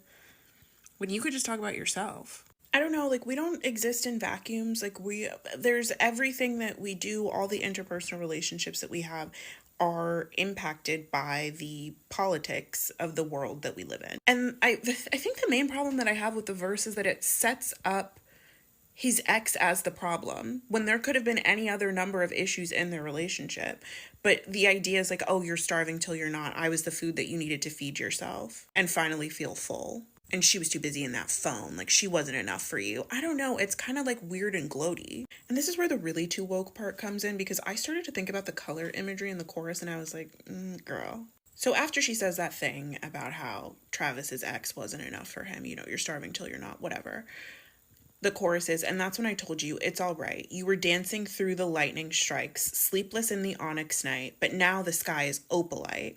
Oh my lord, never made anyone like you before. You had to make your own sunshine, but now the sky is opalite. Which is this kind of weird mixed metaphor about like the darkness of the night, which was both of their like respective past relationships. And now that they've made each other the way that like people make opalite, because opalite is a man-made stone, they're in the sunrise/sun. It's a weird metaphor. But I'll just say this. The phrase, the sun never sets on the English Empire, wasn't just impactful because it brought to mind the literal fact that, like, the English Empire spanned the entire globe, right? The sun would literally never set on it. It was also because of the insinuation that through bringing their whiteness to these places that they were colonizing, the English Empire was bringing light to the darkness. The onyx night, if you will. I just think that is a crazy metaphor to have in a song where you are obliquely referencing the black ex-partner of your current fiance. I feel especially off-put by like a need that some people have to like almost be like, oh, I'm better for you than your ex, or I'm better than your ex, or just like insinuate like the ghost of the ex is always in the room with us. It makes me wonder if there is like a weird sense of gratification and like joy that comes in the fact that like, oh, he spent his whole career dating all these black women and he thought he was going to end up with one of them, but no, it's me, and I can't wait to give him some white babies. And this is not something that is like exclusive to Taylor Swift and Travis Kelce, right? This is an entire archetype of white person / white couple. And I say this as someone who has had experience dating people outside of my race and being left for a white woman. Because of that experience, I was listening to this song and the only thing that I could think about after that verse was Kayla. You were with this man for 4.5, 5 years, right? And then after you break up, not only do you have to keep seeing him because he's like one of the most famous football players in the country, but then he starts dating the most famous pop star in the world. And you have to watch everyone celebrate the fact that he has started dating the most famous pop star in the world. And there's this underlying implication that part of the reason that that relationship is good and worth celebrating is because she has saved him from black women that he was previously interested in. And this is an archetype of man, right? The white man who dates black women until he's ready to settle down and procreate, and then all of a sudden he pulls a white girlfriend out of his ass. There's a season 1 episode of Law & Order SVU about this. Like, this is a tale as old as time. But there was just something about that verse being included on the song that felt almost like being a sore winner or kind of like punching down to me. And I was like, oh, I don't like this. Which is sad because everyone that I know, like a lot of people that I know, they're like, yeah, the album sucks, but this is my favorite song on it. And I'm like, well, I'm black and traumatized, so that's not the case. I just find it kind of like sad and also embarrassing. Like, why do you have to compare yourself to this woman who is not with this man anymore? And who clearly there was something wrong in their relationship, even if it wasn't just that she was in her phone, but like they're not together anymore for a reason. Why are you writing about her? You could have just not done that. No kings, no ethical billionaires. Taylor Swift is not a savvy, intelligent businesswoman. This is a woman who is full grown and hasn't even been able to manage her own emotions, showing a high degree of emotional intelligence and emotional regulation. I have never been a fan of hers, nor the way that she conducts everything as far as business, as well as her father, who is behind it all. If you didn't know, her mother and brother also work for her, and her 13 different LLCs, behind her image and brand. Of course, she wants to own all of her own music. She's not the one who paid for it to be made and produced by real musicians, but of course she wants to own it because she wants to be the one to make all the money off of it forever and ever. But I really was rooting for her to get married, settle down, and have kids, because that is really what she's always wanted. It doesn't take a high IQ to realize that Taylor Swift has always been obsessed with love, relationships, men, playing house, having it all. Her problem is that she is a sociopath and a narcissist, in my own opinion. And I have seen over 20 years of proof that she is. But if there was any hope for her or any other young female or Black artists not being harmed or suppressed in the music industry and actually having a fighting chance, it would be in the fact that Taylor Swift rakes in hundreds of thousands of dollars every single day. She can afford to take a break for a few years, start a family, be a wife, and be a mother. But is she going to do that? Absolutely not, because sociopaths and narcissists can't. And when I say that loosely because I honestly believe that she has sociopathy and borderline personality disorders. And like I said, that's my own opinion, but I have seen 20 years of proof of such. But a lot of narcissistic tendencies, which really does go along with having a cluster B personality disorder. I don't hate Taylor Swift, and I wish her all the best. And I really hope that she does become the most in life, and that would be being a wife and a mom, because that is what she has always really wanted.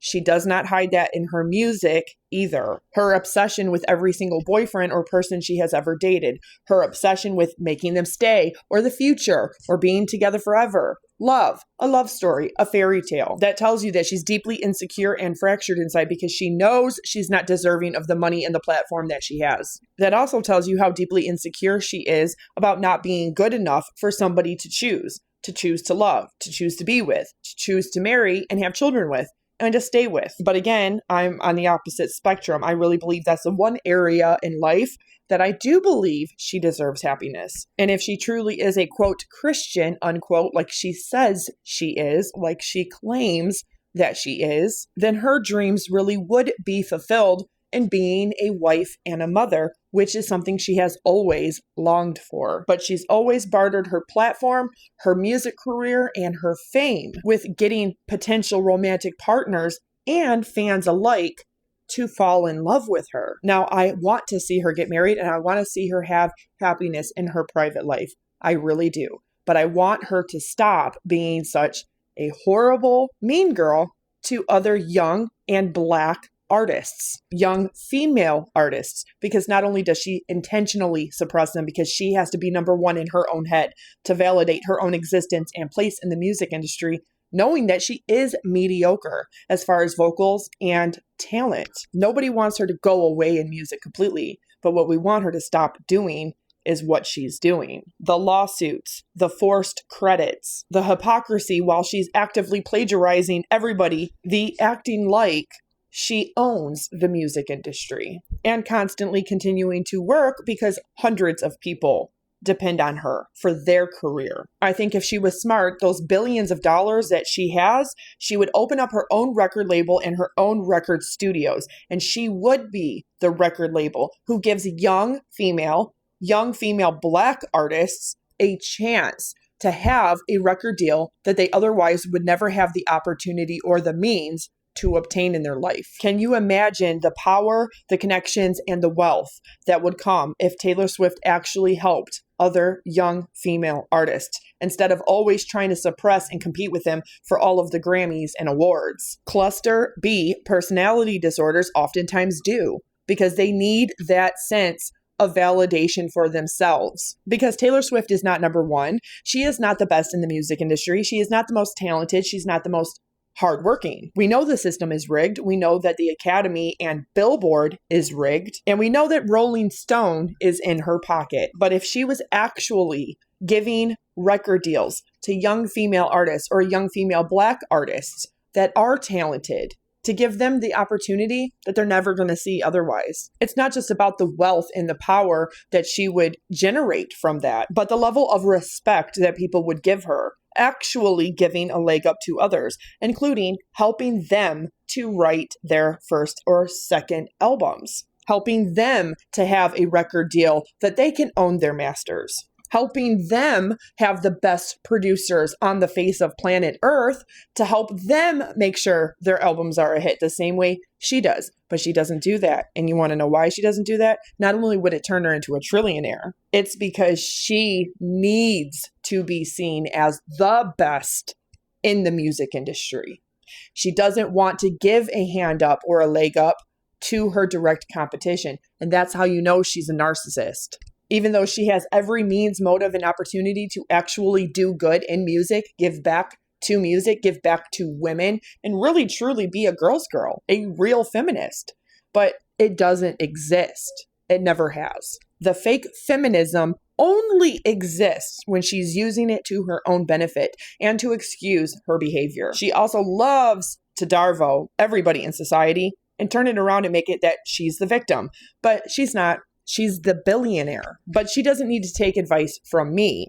She shouldn't even take the advice of people she pays. But let me know what you think down in the comments section, and I hope you all have a fantastic Sunday. Thanks for watching. Thank you for your time. Please like and share. Don't forget to smash the subscribe button, and I will catch you all on the flip side. God bless you all and have a great weekend.